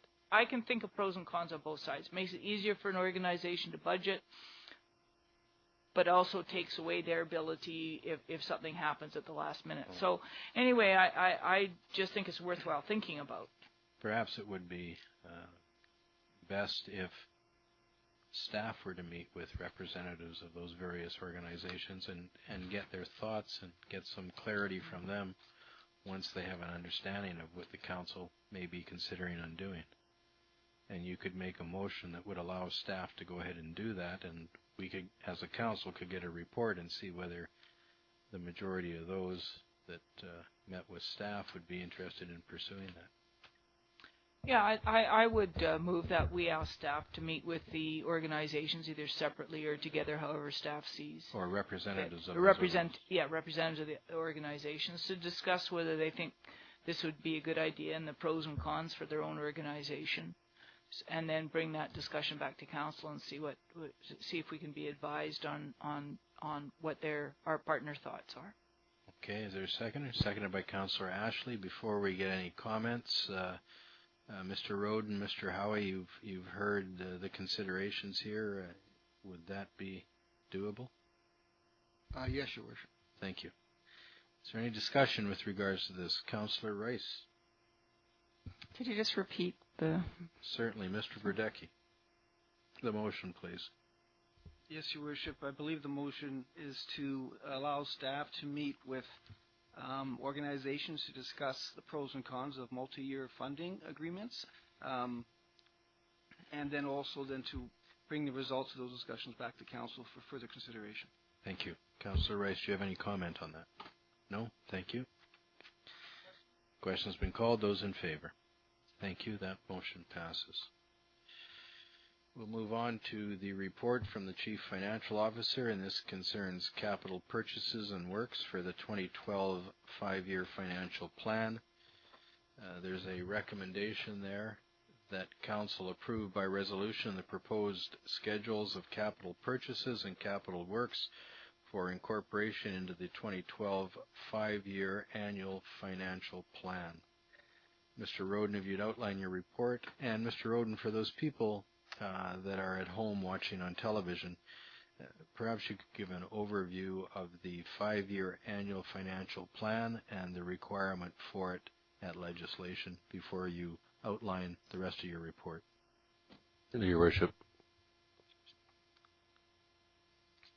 The annual financial plan is mandated for councils across British Columbia. All municipal councils have to pass a 5-year annual plan each year. The plan is the stipulations and requirements of the plan are ensconced in the community charter. Basically, what the plan does is that upon adoption in a bylaw, it gives the council authority to spend. Closely associated to the annual financial plan is a property tax bylaw which sets the levy for the current year. The parts of the plan for Prince Rupert is essentially what we do is we show each department what its revenues and expenditures were for the year, and then we go into great detail on what we propose to do for capital purchases and capital works. The reason why we do that is by and large, the operations of each department do not change significantly year to year, and usually it's if there's going to be a reduction in services in that department or an increase, but by and large, for example, the pool, the aquatic center, we operate at the same number of days pretty much every year. We know what the heat, the light, the electricity costs are every year. We simply factor in with the known increases for the year, and we make a few assumptions that the environment's going to stay pretty much the same. On the other hand, the capital purchases that we do in the year, each year they're different. Similarly, the capital works that we do each year are different, and they're also of significant expense to the city, and so that brings us to tonight's discussion of them. The council in December reviewed the schedule of capital works and capital purchases at that time. It was the information they were given was the information that we had. Since then, there's been a number of changes. There's been a few opportunities that have come up. We've also become aware of where we're going to wind up at the end of fiscal 2011. Mr. Bill Horn, who is the General Manager of Engineering and Public Works, is with me tonight, and he can go through great detail on what the changes are. They are basically listed in the report, and if Mr. Horn and I could sit at the front there for the balance of my report, Your Worship. Please do. Thank you. Mr. Horn, thank you for coming here this evening.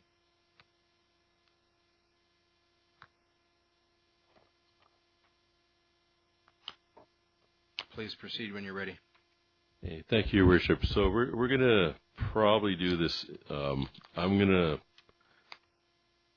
just go over the financial implications of the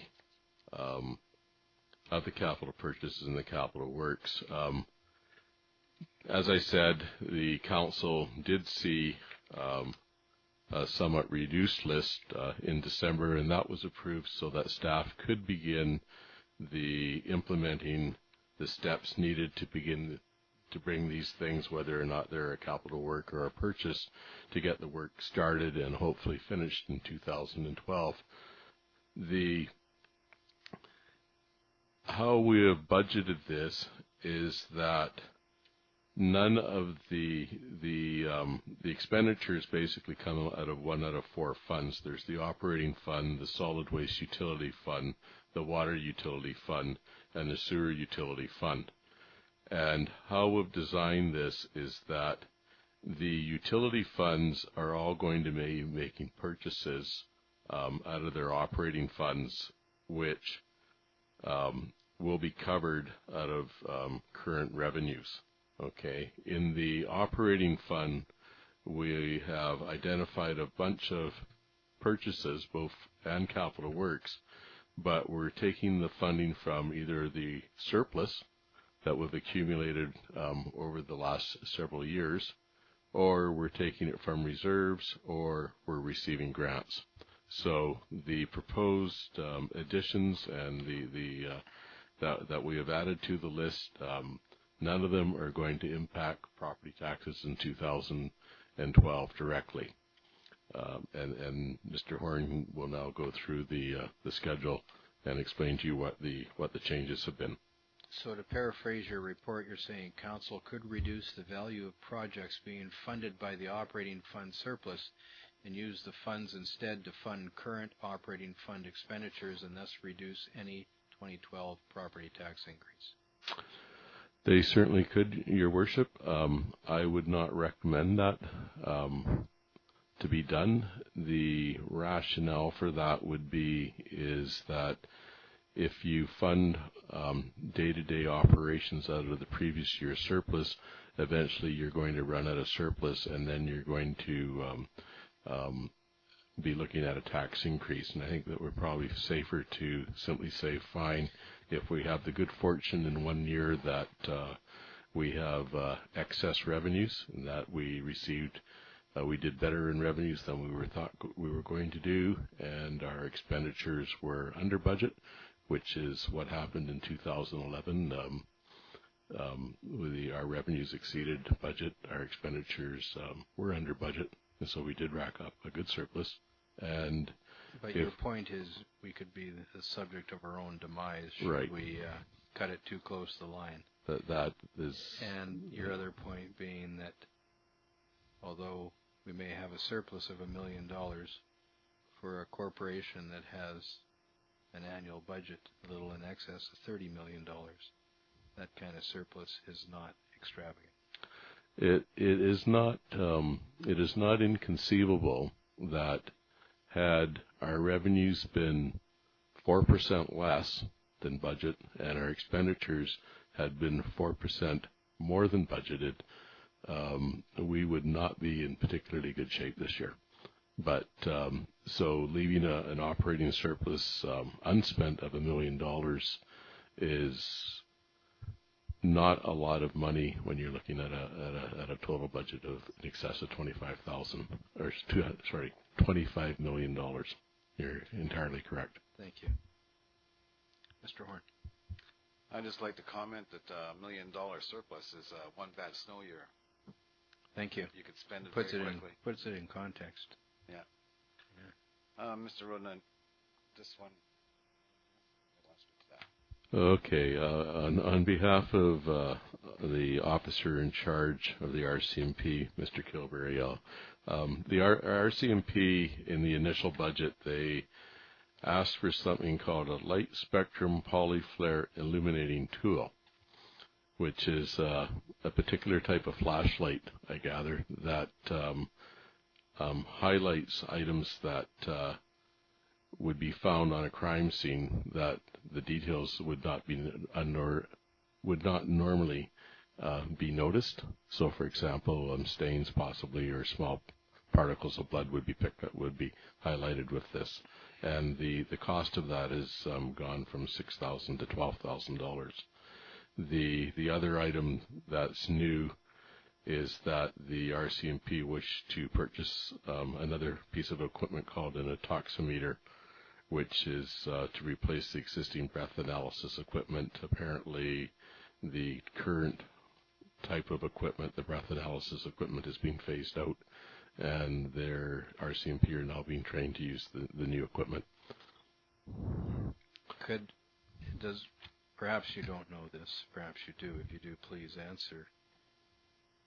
Is it absolutely necessary to buy this equipment this year? Could they not use, for instance, this intoximeter for one more year? Is it imminent that we need to get it in the 2012 budget? I'm sure they could use the existing equipment for another year. The fact is that they have received training on the new equipment, and it's if we don't buy it this year, we would definitely have to probably buy it next year. Right, and on this other light, how often do you know they would have an occurrence to use something like that? This stuff is nice to have, but would you use it 6 times a year? 4 times a year? I believe they would. I would think that, and again, this is I'm hazarding a guess here, but whenever you had a crime scene where there was violence and there weren't witnesses to the scene, you would probably want to use it. I think it's probably a bit like some of the equipment at a CSI. Thank you. Yes, Councillor Thorkelson. I was just wondering if the RCMP wanted to bring in a senior investigator. And I was just wondering maybe if this equipment is only necessary if they have they've asked for an additional staff person to be the senior investigator, and if this equipment is only usable by the senior investigator, so it sort of comes with that position, or if anybody can use it. As far as I know, there's no link between the request for a senior investigator and this equipment. My understanding is that they already have people who are trained to use the intoximeter. The other piece of equipment, I'm not sure if they have training on it yet. I figured if it was replacing a breathalyzer, I wasn't talking about the intoximeter, I was talking about the light. I believe it's not linked. I could check on that for you. Just go ahead, Mr. Horn.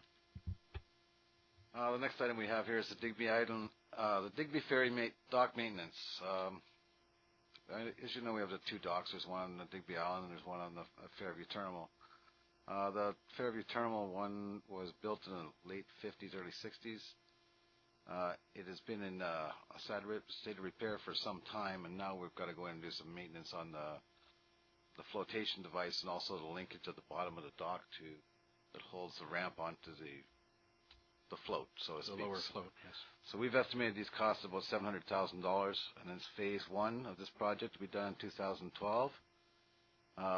We originally thought it was going to cost about $150,000, but our latest engineer review of the dock when we were looking at loading the fire trucks onto the dock made us increase that to $200,000 to ensure that we can get some heavier loads on the pontoon. Right. Yes, certainly.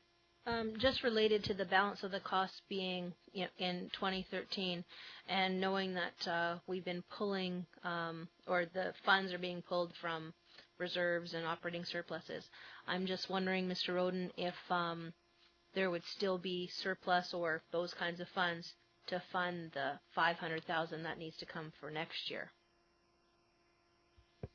We do have $1 million. The budget at this point in time proposes that we're going to have $1 million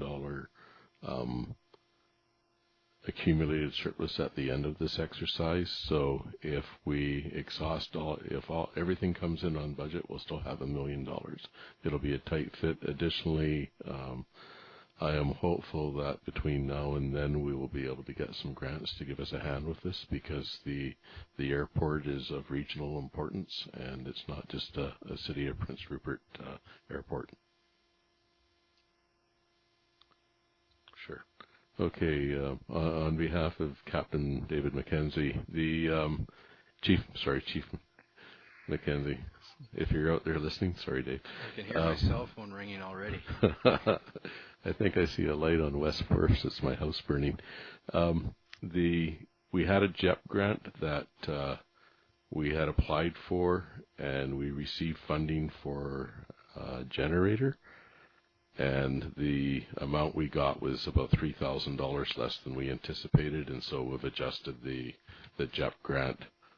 Additionally, the grant that we're planning on applying for radios for the fire hall, the grant will actually be approved in 2013. So what we'll be doing is we'll be bringing a request back to council in the fall, asking for their approval to make that grant application, and if approved, then we'll include it in the 2013 budget. Well, the next item we have is the recreation center, and it's basically the analysis of the heating system for the recreation complex. It's proposed right now that we budget $120,000 so the work can begin on the upgrade of the facility, but prior to that we're looking at having the engineer who did a report, I believe the report is about 5 years old, come up and just re-review the report to ensure that the information in the report is correct, so we're proceeding in a cost-effective manner. And that'll be the first stage. Based on the information we get from that, we will be expending that $120,000. Is that what $120,000 in that budget to proceed with some of the upgrades. Is that right? Okay. The recreation sign is a rollover from 2011. This is pursuant to a contract we had with Pepsi Bottling Company that was made a number of years ago, and this is we received a bit of funding from them, and we also received some score clocks for the Civic Center, and this is our portion of it, and we're simply rolling over the amount. The other change here is that this February, council approved a grant application. Mr. Kelly attempted to get us a grant to build an indoor playground and also to improve the access to the Civic Center by putting an elevator in, so people who had access difficulties could get to the second floor. We've now been notified that our application was unsuccessful, so we've taken it off the list. Thank you. Councillor Ashley. Thank you. Just a couple of questions. So the sign has already been provided for by previous budget, is that correct? That's correct. Okay. And then the second question I had, because when I was looking at the details in the budget, you said that no provision for the project had been made, but I noticed that there was $75,000 for like an indoor playground or elevator on page, second here, I think it's page 24, because it says elevator and interior playground, and then underneath appropriated surplus operating, it says $75,000. And so I was just wondering if that was just a mistake or if that was what that was for. That is a mistake. This is not the right schedule. You're exactly correct. That should not be on there. My apologies.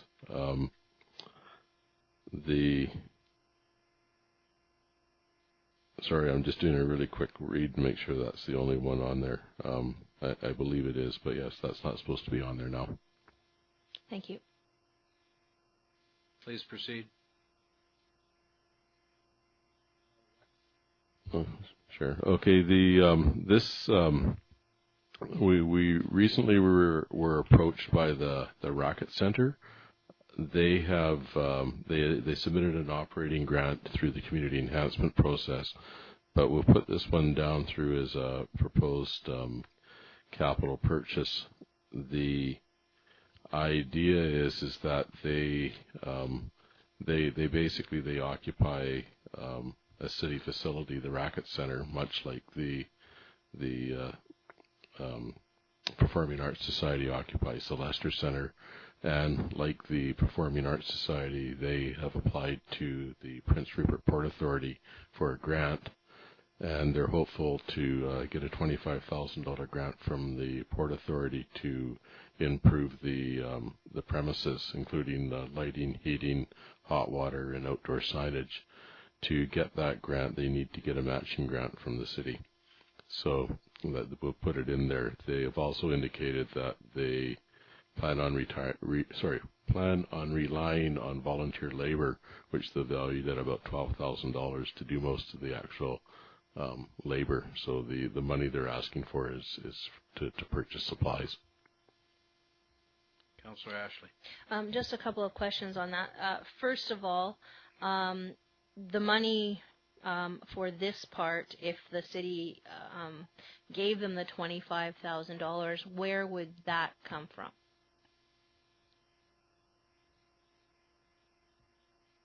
That would come from reserves.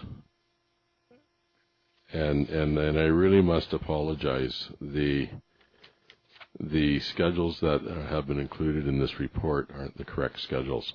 So you can't because that's not listed on this schedule anywhere.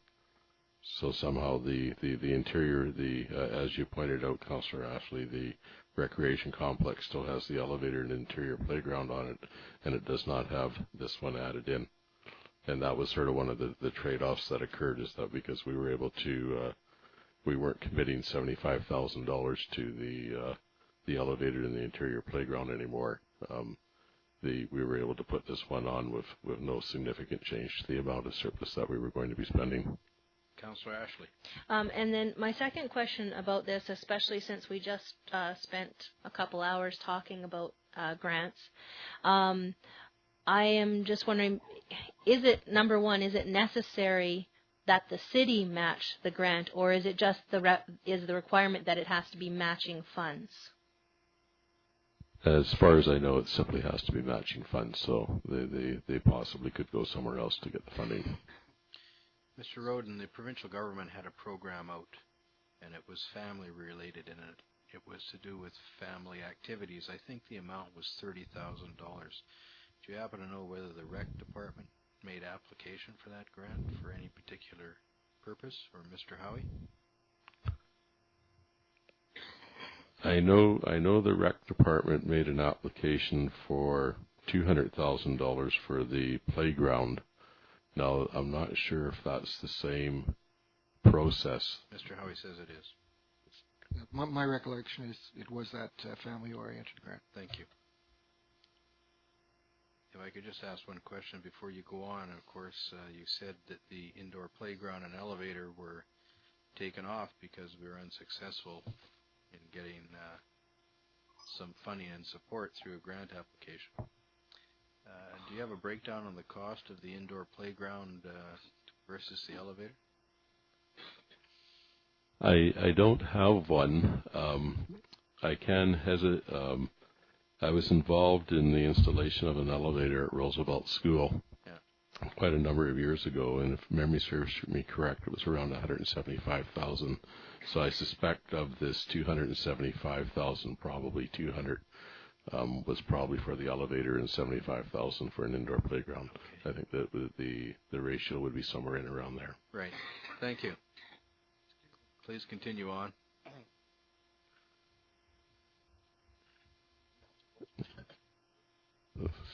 Pardon me. It's great that you're here tonight, Bill. I know how sick you are. I really appreciate it.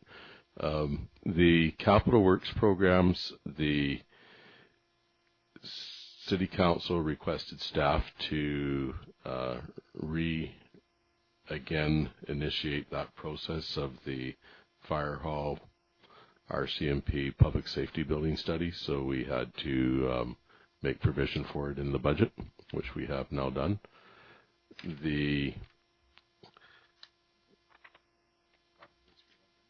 Sure. Can you do it? I'll try to go through this. Councillor Ashley, you had a question first, did you? Just a quick question on the RCMP fire hall building study. In the budget, and maybe it's another thing, I know that we had previously, I can't remember how many years ago, had put aside the $1,100,000 for the upgrade of the cell block. And I'm just wondering here, because right now under funding source it says $500,000 for appropriated surplus and $600,000 for reserves. With the money that we're spending right now, we haven't spent or aren't planning on spending $500,000. I'm just trying to get a clarification on that, because it was kind of I know that we've probably spent some money on the architects, but I'm not sure where that money is. That's a great question. There's a long story there. Probably 4 years ago, we came to council and we said we need to upgrade the cell block. It doesn't meet standards. The RCMP have let us know that there's been some very serious instances occurred there. Officer in charge, Kilberry, has indicated that to council and the public a number of times over the last several months. So from there, the project kept getting bigger. First, it was going to be about $300,000 or $400,000. Then it was $500,000. Then we started talking to the federal people who concern themselves with safety and security of cell blocks, and the price continued to climb. When it hit about $1 million, we were starting to wonder whether or not this was the right way to go. Further analysis demonstrated that if the city was going to try and fix some of the problems that were starting to become identified at the detachment building, the $1.1 million we had here was essentially going to cover the first phase of about 3 phases, because they needed an overhaul of the HVAC system, and the problems went on, and the total cost was going to be at least $3 million, and this was a couple of years ago that this estimate was prepared. So at that point in time, the question became, should we really be looking at trying to retrofit this building, which is, by all accounts, was too small and was never going to adequately solve or serve the purposes that it needed to be, or would we be better off looking at a new public safety building? So we still have this here as a notional amount. If the city were to decide to build a new public safety building, then this $1 million here would be the first installment on paying for it. Please proceed. The next item is the dimmer streetlights. Sorry, thank you. Next item is the streetlight dimming program. Originally budgeted in 2011 to install what they call a timed streetlight dimming system. It's basically what it does is during the evenings, the early parts of the morning, I should say, we should be able to turn down our streetlights in our town. And basically, the system was being funded by the ICE Fund, which is a company that supplies these new type of technology where the lights can be actually computerizedly turned down at certain times of night, and each individual light can be done the same way. Unfortunately, in 2011, the company went bankrupt, and the beginning part of this year, a new company came along and took over the assets of that company. The program was still available, so the city, we proceeded with that program. Basically, the cost of the project is $360,000, and the city will receive $200,000 in grants. Unfortunately, there's also another $100,000 available from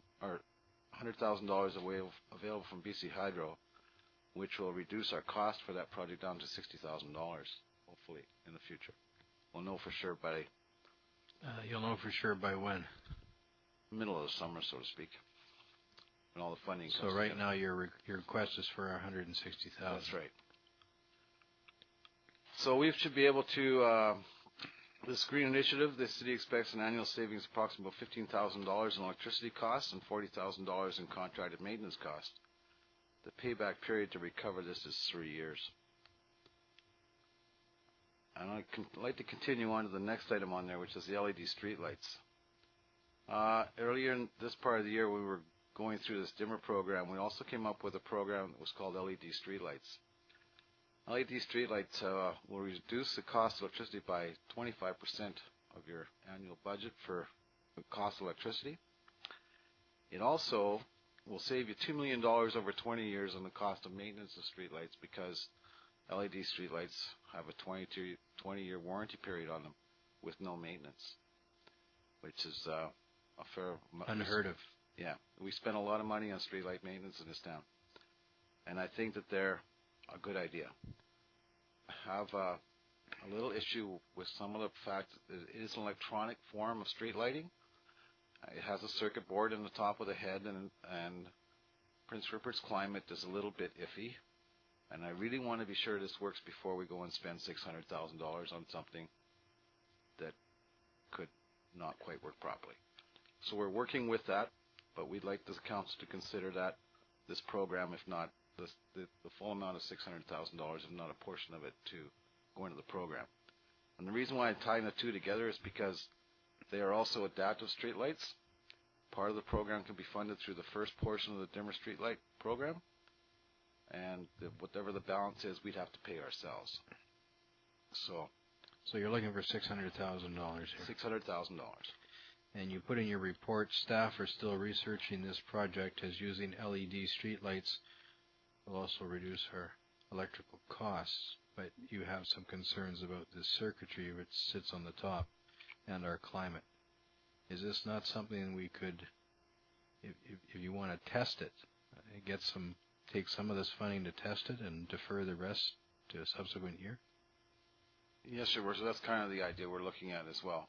I'd like to see how the system's going, because we're looking at different communities. I know that they put them in Kelowna or Kamloops. Yeah, but it only rains 10 inches a year there. That's right, and it doesn't get 100-mile-an-hour winds. We get 10.78 inches in one weekend, yeah. Mm-hmm.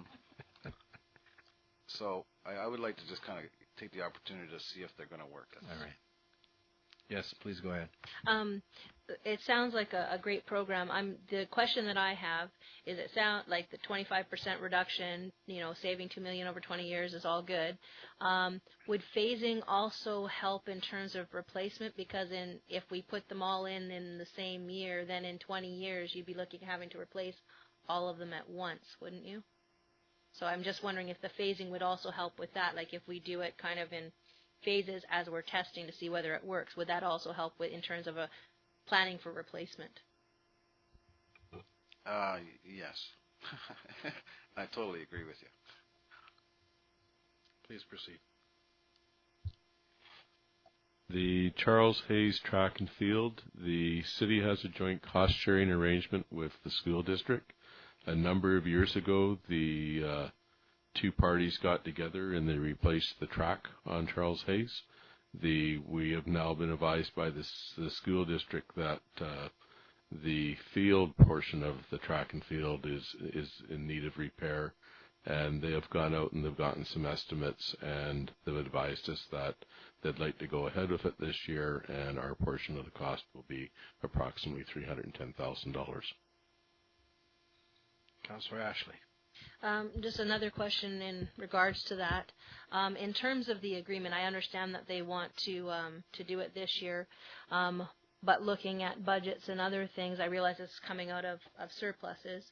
But I'm wondering, is this something that could be perhaps negotiated to do next year, and then we could take the money and divide it over 2 years? I'm wondering if that's an option, or maybe that's not a good idea. I'd like to get an opinion.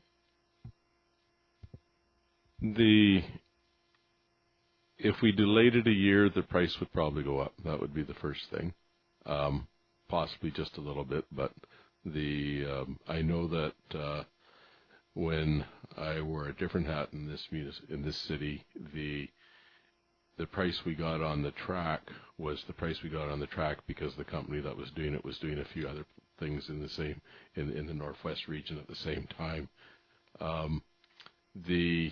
The fact that we're taking it out of surplus, the delaying it 1 year, we would still probably be taking it out of surplus in a year, so there would be no net change. The only thing that we would know a year from now is whether or not this year's budget came in on target, or whether or not we were sadly out. So I can't really see any particular advantage to trying to delay it 1 year. It might in fact increase your cost because you'd pay for the contractor to come twice, so you'd pay your mobilization and your demobilization twice in all likelihood.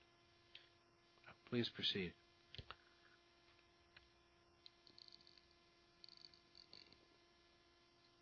Yeah, I did.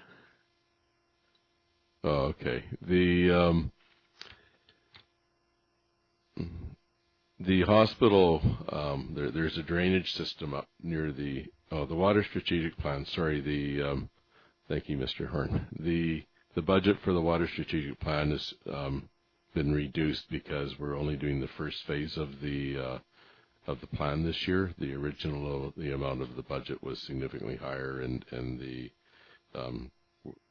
we're not going to be spending all that money this year.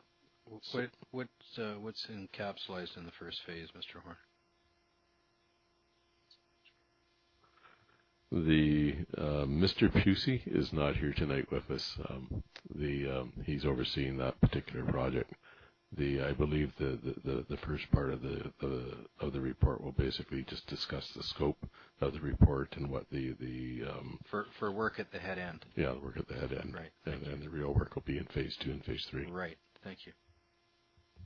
Just as an overview, the full strategic plan for the water system is there's a number of things we're working on, and one of them is the water modeling for the whole community, with the reduction of the J.S. McMillan fish plant and all the other the less water users we have, big water users. It has a detrimental effect on how our water system flows. We end up with stagnant water in some portions, and we end up spending a lot of time flushing out large amounts of water to keep our water quality up. And part of the water strategic plan in the downtown area, or the west end of Prince Rupert, is to ensure that we can keep that water flowing without disposing of a lot of water. Right. So a looping system. So a looping system, a pumping system, or some way of doing it. The other part of the strategic plan is also doing the dam or our water supply, and getting all the system together. And it's unfortunate I didn't talk to Rich before I got here, because I would have been able to explain it a bit further. That's fine. Thank you. The next item we have is the You could, though, Mr. Horn, make sure I get a copy of that plan. Yeah. In its entirety, please. Will do. Thank you. Sewer utility fund. Basically, we're looking at the hospital sewer storm drain. What we have at the hospital is last winter we had a fair amount of rain last winter, as you remember, in August, and actually it was in the early fall. Right. And we had a flooding problem happening at the hospital, and it ended up flooding the basement floor of the hospital around their elevator shaft and some of the areas in the hospital. We tried to go up there to find out what the cause of the problem was. What we found was there was a storm connection to the hospital, which is an old culvert that went underneath Summit Avenue and headed towards the Roosevelt Heights apartments. When we went to unplug the system, we found that there was actually no end to the system. Apparently the whole hospital system was tied into a culvert that went into the road and discharged on the other side of the road, which is right into the Roosevelt Hospital's Roosevelt Heights parking lot. And it affects Roosevelt Heights apartments and also BC Housing. In further investigation, we found there was another culvert at the other end of the Roosevelt Heights apartments that didn't go anywhere. It came from the storm drain system up towards the hospital, but dead-ended in the middle of their property somewhere. So the only thing I can assume is that somehow, when the properties were developed out of Roosevelt Heights or BC Housing developed their property, they filled in the drainage course that connected between these two piping. So when we went out and cleaned out the system of the culvert, well, that ended up, all the water ran into the apartments down below. So our proposal here is to connect those two pipes together so that the water flows from one end to the other without overflowing on the ground and underneath the buildings. So this would be our cost, or would it be cost shared by either one of those property owners, or perhaps both? I haven't looked into the legal definition of that. The water comes from a culvert under our property. Originating at the hospital, though, right? Yeah, so off it of their originates property. at the hospital. It goes under our road, though, so I don't know how they got permission to put it in there. Okay. I'd hate to comment I on suspect nobody got permission to do anything, and that's why you've inherited this. what we have. Thanks for sharing. You're welcome. So anyways, we've got $100,000 budgeted for that. I think that we'll take care of it for that. Liquid waste management plan. Now, this project has been increased by $3,000. This is basically a two-stage program. Right now, this is the last stage of the liquid waste management plan, which is a phase 3. We are going to do a portion of it this year and then finish it off in the beginning of 2013.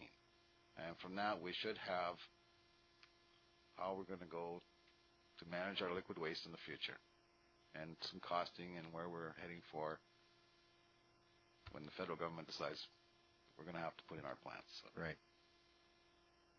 The last item we have is the Hayes Creek secondary pump, which is the funding we just received from the federal government of $760,000 to put in the last pump station to complete the Hayes Creek diversion of the sewage flow. Right. Thank you. Are there any questions of members of council for staff? Councillor Thorkelson. On that last item, is that I know we started doing that in stages. Is the Hayes Creek, will that complete it? That will complete the project, yes. Mr. Roden. If there's no more questions on, I think Councillor Thorkelson may have one more. Please go ahead, Councillor Thorkelson. I was wondering, you're probably going to pull your hair out, but I'm just wondering the difference between, okay, so we're looking at the fundings. First of all, Mr. Roden, I would really, really like it if you could try to make these figures bigger. I just cannot see these tiny figures. Anyway, page 23. So some of it's coming from appropriated surpluses. This is the funding source. And some of it's coming from operations, and some of it's coming from reserves. The only clear thing is I know what grants are. Okay? So I assume that operations are actually from the solid waste utility operations, the water utility operations, the sewer utility operations. Now, I was wondering, what is the difference between for the operating side of things, the appropriated surplus and reserves? Okay. I guess the quick answer is it's just accounting. But what we do is, first off, all the operations of the city are categorized into 4 different groups. There's the operating fund, the solid waste fund, the water utility fund, and the sewer utility fund. Now, traditionally, the 3 utility funds have been always considered to be self-liquidating, in that the tradition has been that these funds need to generate enough revenue so that they can pay for the ongoing operation of the utility, any maintenance that has to be done, and any increases in capacity that go on. So, for example, we've had we've had extremely constant fee increases for all 3 utilities, and by doing that, we've managed to not get ahead of the curve, but not fall a whole lot farther behind over the last number of years. But as we all know, there's certainly a lot more work that needs to be done.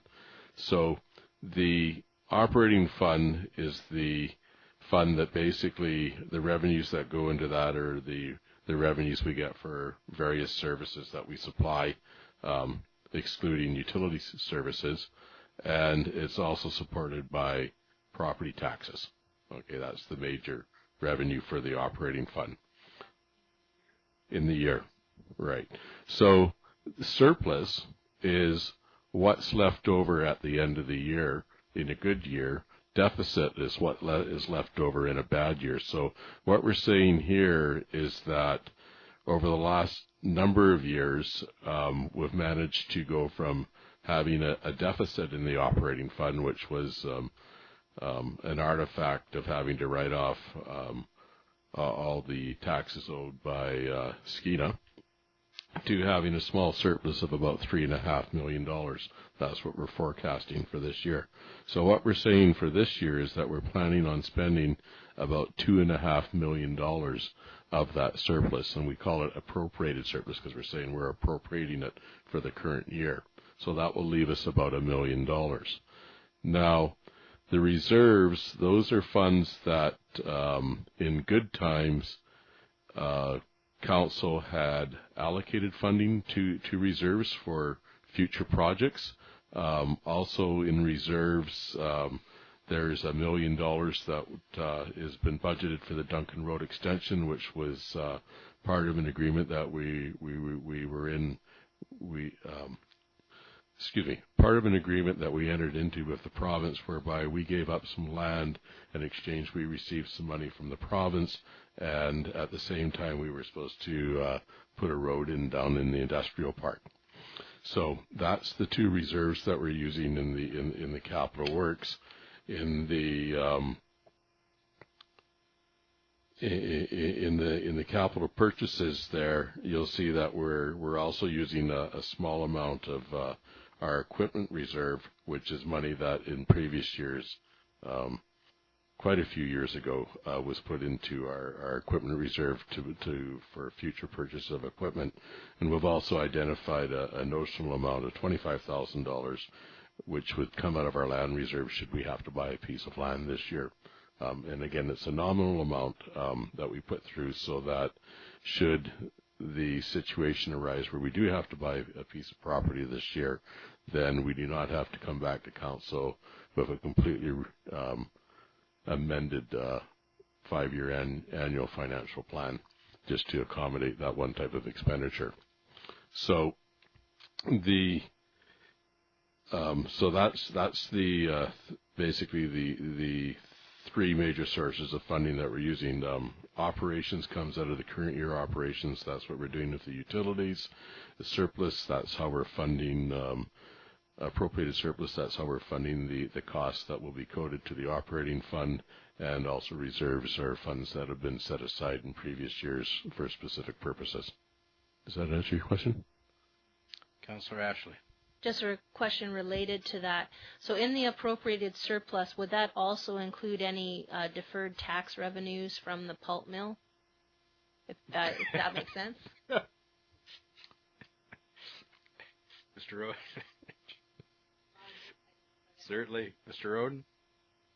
I think I understand what you're asking. The city in September 29th, 2009, the city was owed approximately $7.9 million from what we call the pulp mill. It was actually Sunway Forest Products Limited. Most of the money was owed to the city. About 2/5 of it was owed to other taxing entities. Okay, so the $4 million that the city was owed, we have been spending it. We have been spending it over the last number of years.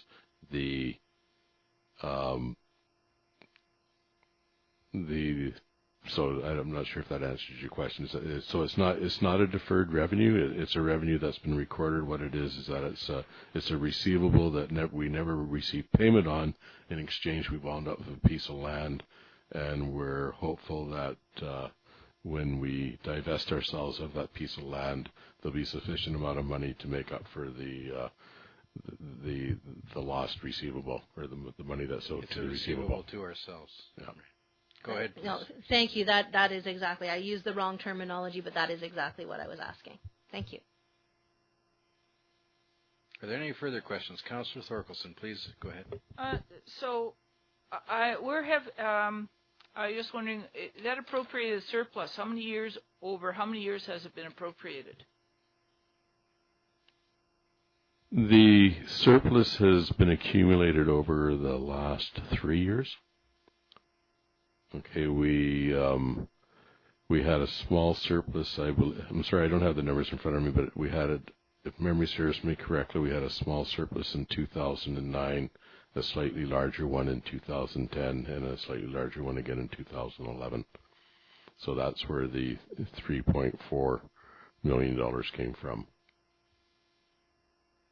Is that the answer to your question? I wasn't quite sure.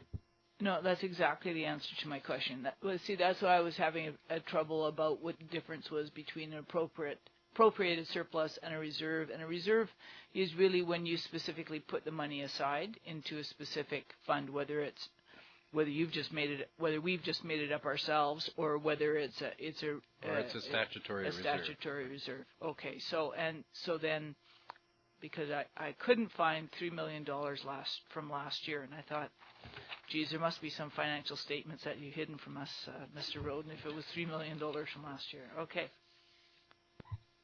Are there any further questions of staff? Thank you both for your efforts here tonight. I apologize for my coughing there, Your Worship. That's okay.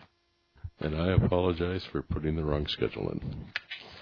That's understandable. There's been a lot of paper that goes into this budget.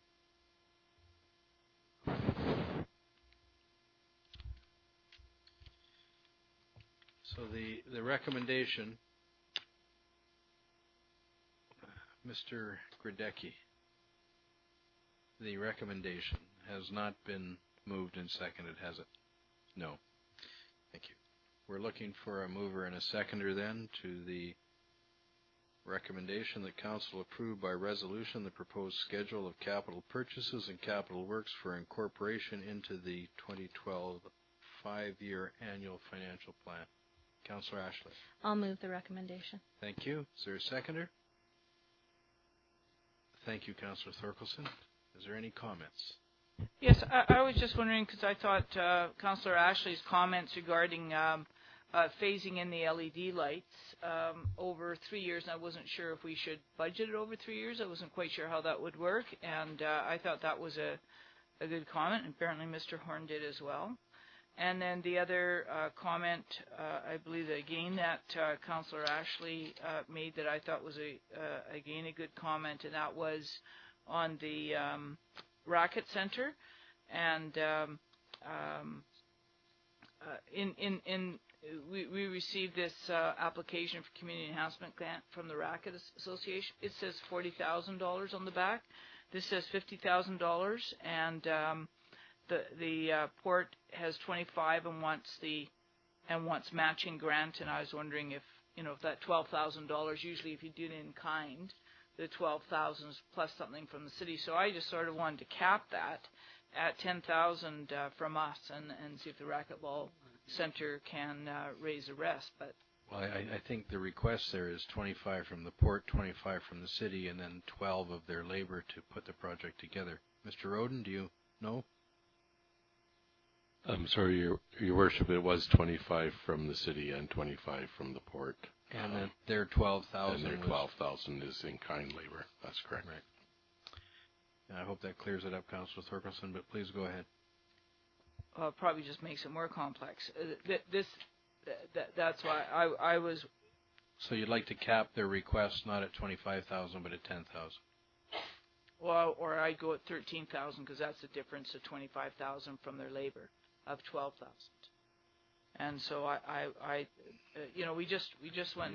I don't want to put too fine a point on this, but I think the equipment side is 25 and 25, and the labor component is the 12. Right, and so the total project would be, I believe, 62,000. Mr. Roden, do you have 65,000? Pardon me. Go ahead, Mr. Roden. The 62,500, I believe, is. Okay. All right. Right.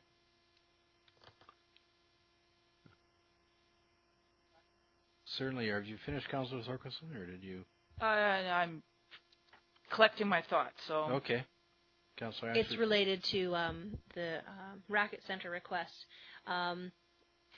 because I'm just thinking of the way that it's worded. It says matching amount, right?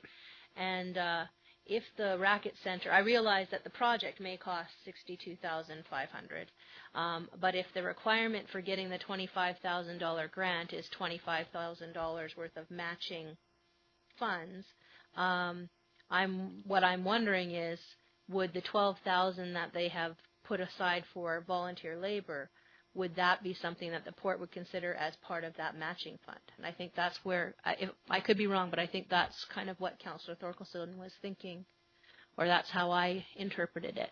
Mr. Roden. I wouldn't want to second guess the port on how they would interpret that, Your Worship. There was a little bit more to the report, and perhaps if I could just finish that off. Certainly, please go ahead. Was one that the impact on property taxes is that these proposed projects would not have an impact on property taxes unless, of course, council wanted to divert some of the surplus to paying current year operations, which is something that you and I briefly discussed earlier this evening, and my recommendation was that that's not not something that staff would recommend, and that the impact of all of this on surpluses and reserves would be that we'd still have about $1 million left in our operating reserve. Our sewer, water, and solid waste reserves, water and sewer would be still quite strong. We would still be running a small deficit in the solid waste, and that our reserves would all be reduced slightly, but would still have about $2 million in our land reserve and about $1.7 million in our general reserve, which basically, if we're not buying land, we can use those two reserves for pretty much anything we want on council resolution. So we still have about $4 million in reserves. So while our surpluses are not that significant financially, we still have some money left in the bank. Thank you. Councillor Ashley. I'm wondering if maybe it's the wording in because they're applying for a grant from the port. But I'm wondering if staff is looking at the proposed improvements to the building as more building maintenance as opposed to a grant from the city. I don't know. And so this, like as we would normally if we were applying for a grant so that we can do building maintenance, that's necessary. So I'm wondering if that's how it was being approached. It's definitely an upgrade to the facility, which the city would end up with one way or another. Yeah. Your Worship, I just wanted to follow up on what Mr. Roden said about the process. Really, the recommendation here this evening is not that we adopt a 5-year plan, but that we include this information in the draft of the 5-year plan. So council will have, for lack of a better term, a couple more kicks at the can here. We can put together a report on the Racket Center, and I was going to mention this as my one item under my verbal report later, but next week is, on the 16th is the next meeting of council to discuss the budget. And so if you approve this tonight, then that'll go into the package for people next week, and it'll also give council time to digest this information and consider options. You know, as Mr. Roden says, one of the options is to throw some of it into keeping this year's property tax low. The problem with that option is, what do you do for an encore? But those are all options that are open to council.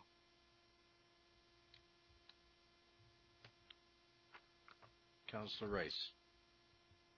So if I understand that correctly, we don't necessarily have to dissect each item here line by line at this point. It's just to be included in a broader discussion, which is being dove into next council meeting.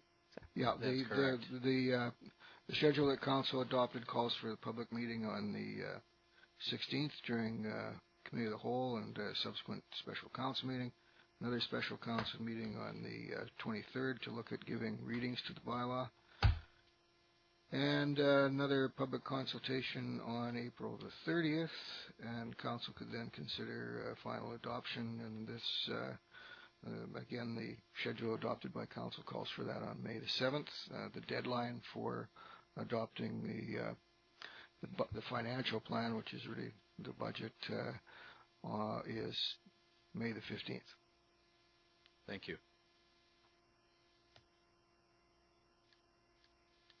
The motion has been moved and seconded. Question's been called. Those in favor? Those opposed? Thank you. The motion passes. The last item on the agenda is a report from the corporate administrator concerning the acting mayor schedule. It comes with a recommendation that council adopt the new acting mayor schedule as attached. There are some changes to basically facilitate better times for some of the councillors should they be requested to be acting mayors. I'll ask council for a motion. Moved by Councillor Ashley, seconded by Councillor Thorkelson, that the council adopt the new acting mayor's schedule as attached. Mr. Grodecki, do you have anything further to add? No, Your Worship, you summed it up. Thank you. Question has been called. Those in favor? Thank you. That motion is adopted. We'll move down to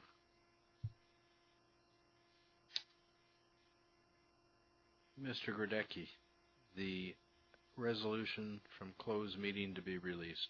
Would you please read it? Yes, Your Worship. Council wants to release tonight that in 2012 some board appointments were made to the Performing Arts Centre, and they are as follows. Christy Tillman has been appointed to a 2-year term expiring January 31st, 2014. Barb Green has been appointed to a 2-year term expiring January 31st, 2014. Clark Spence has been appointed to a 1-year term expiring January 31st, 2013. And Tony Carlson has been appointed to a 1-year term expiring January 31st, 2013. Thank you. We'll move on down to the city manager's report. Mr. Howie? Your Worship, except to remind council of the dates for the budget meetings. I didn't have anything to report tonight. I will, as usual, provide a written report at the next meeting covering off council's strategic initiatives. Thank you very much. Next is reports, questions, and inquiries from members of council. Are there any of those this evening? If not, I'll give the mayor's report.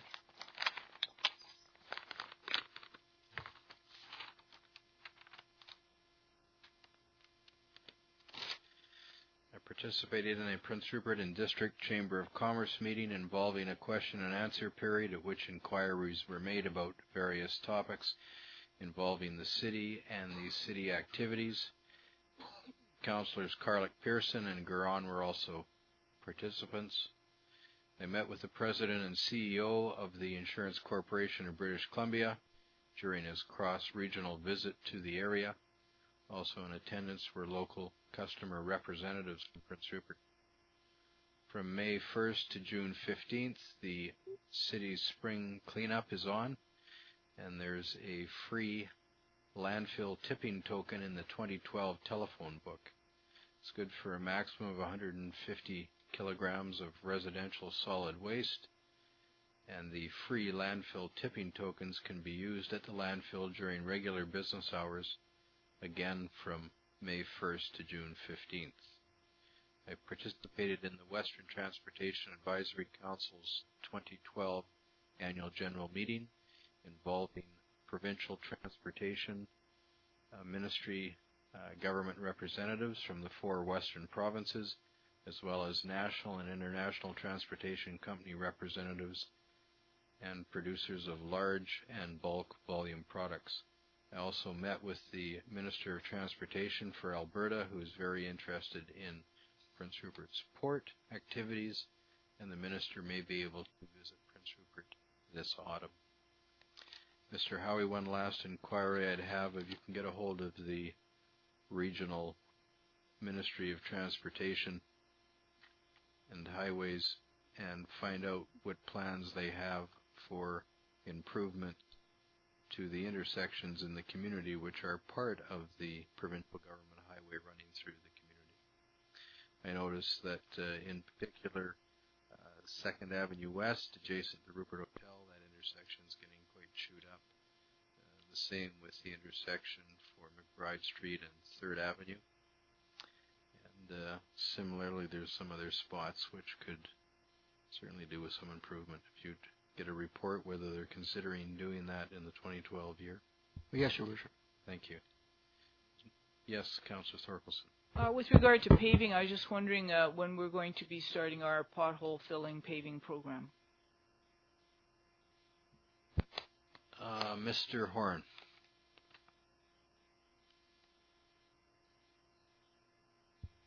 Right now, the asphalt plant has not been opened by Adventure Paving. They're hoping to open that up by the end of the month, hopefully. And as soon as they get open, I will have a crew out there immediately, I promise you. Thank you. It's so rare that we get promises from city staff. I'll ask Council for a motion to adjourn. Moved by Councillor Ashley, seconded by Councillor Rice. Question's been called. Those in favor. Thank you. This meeting stands adjourned.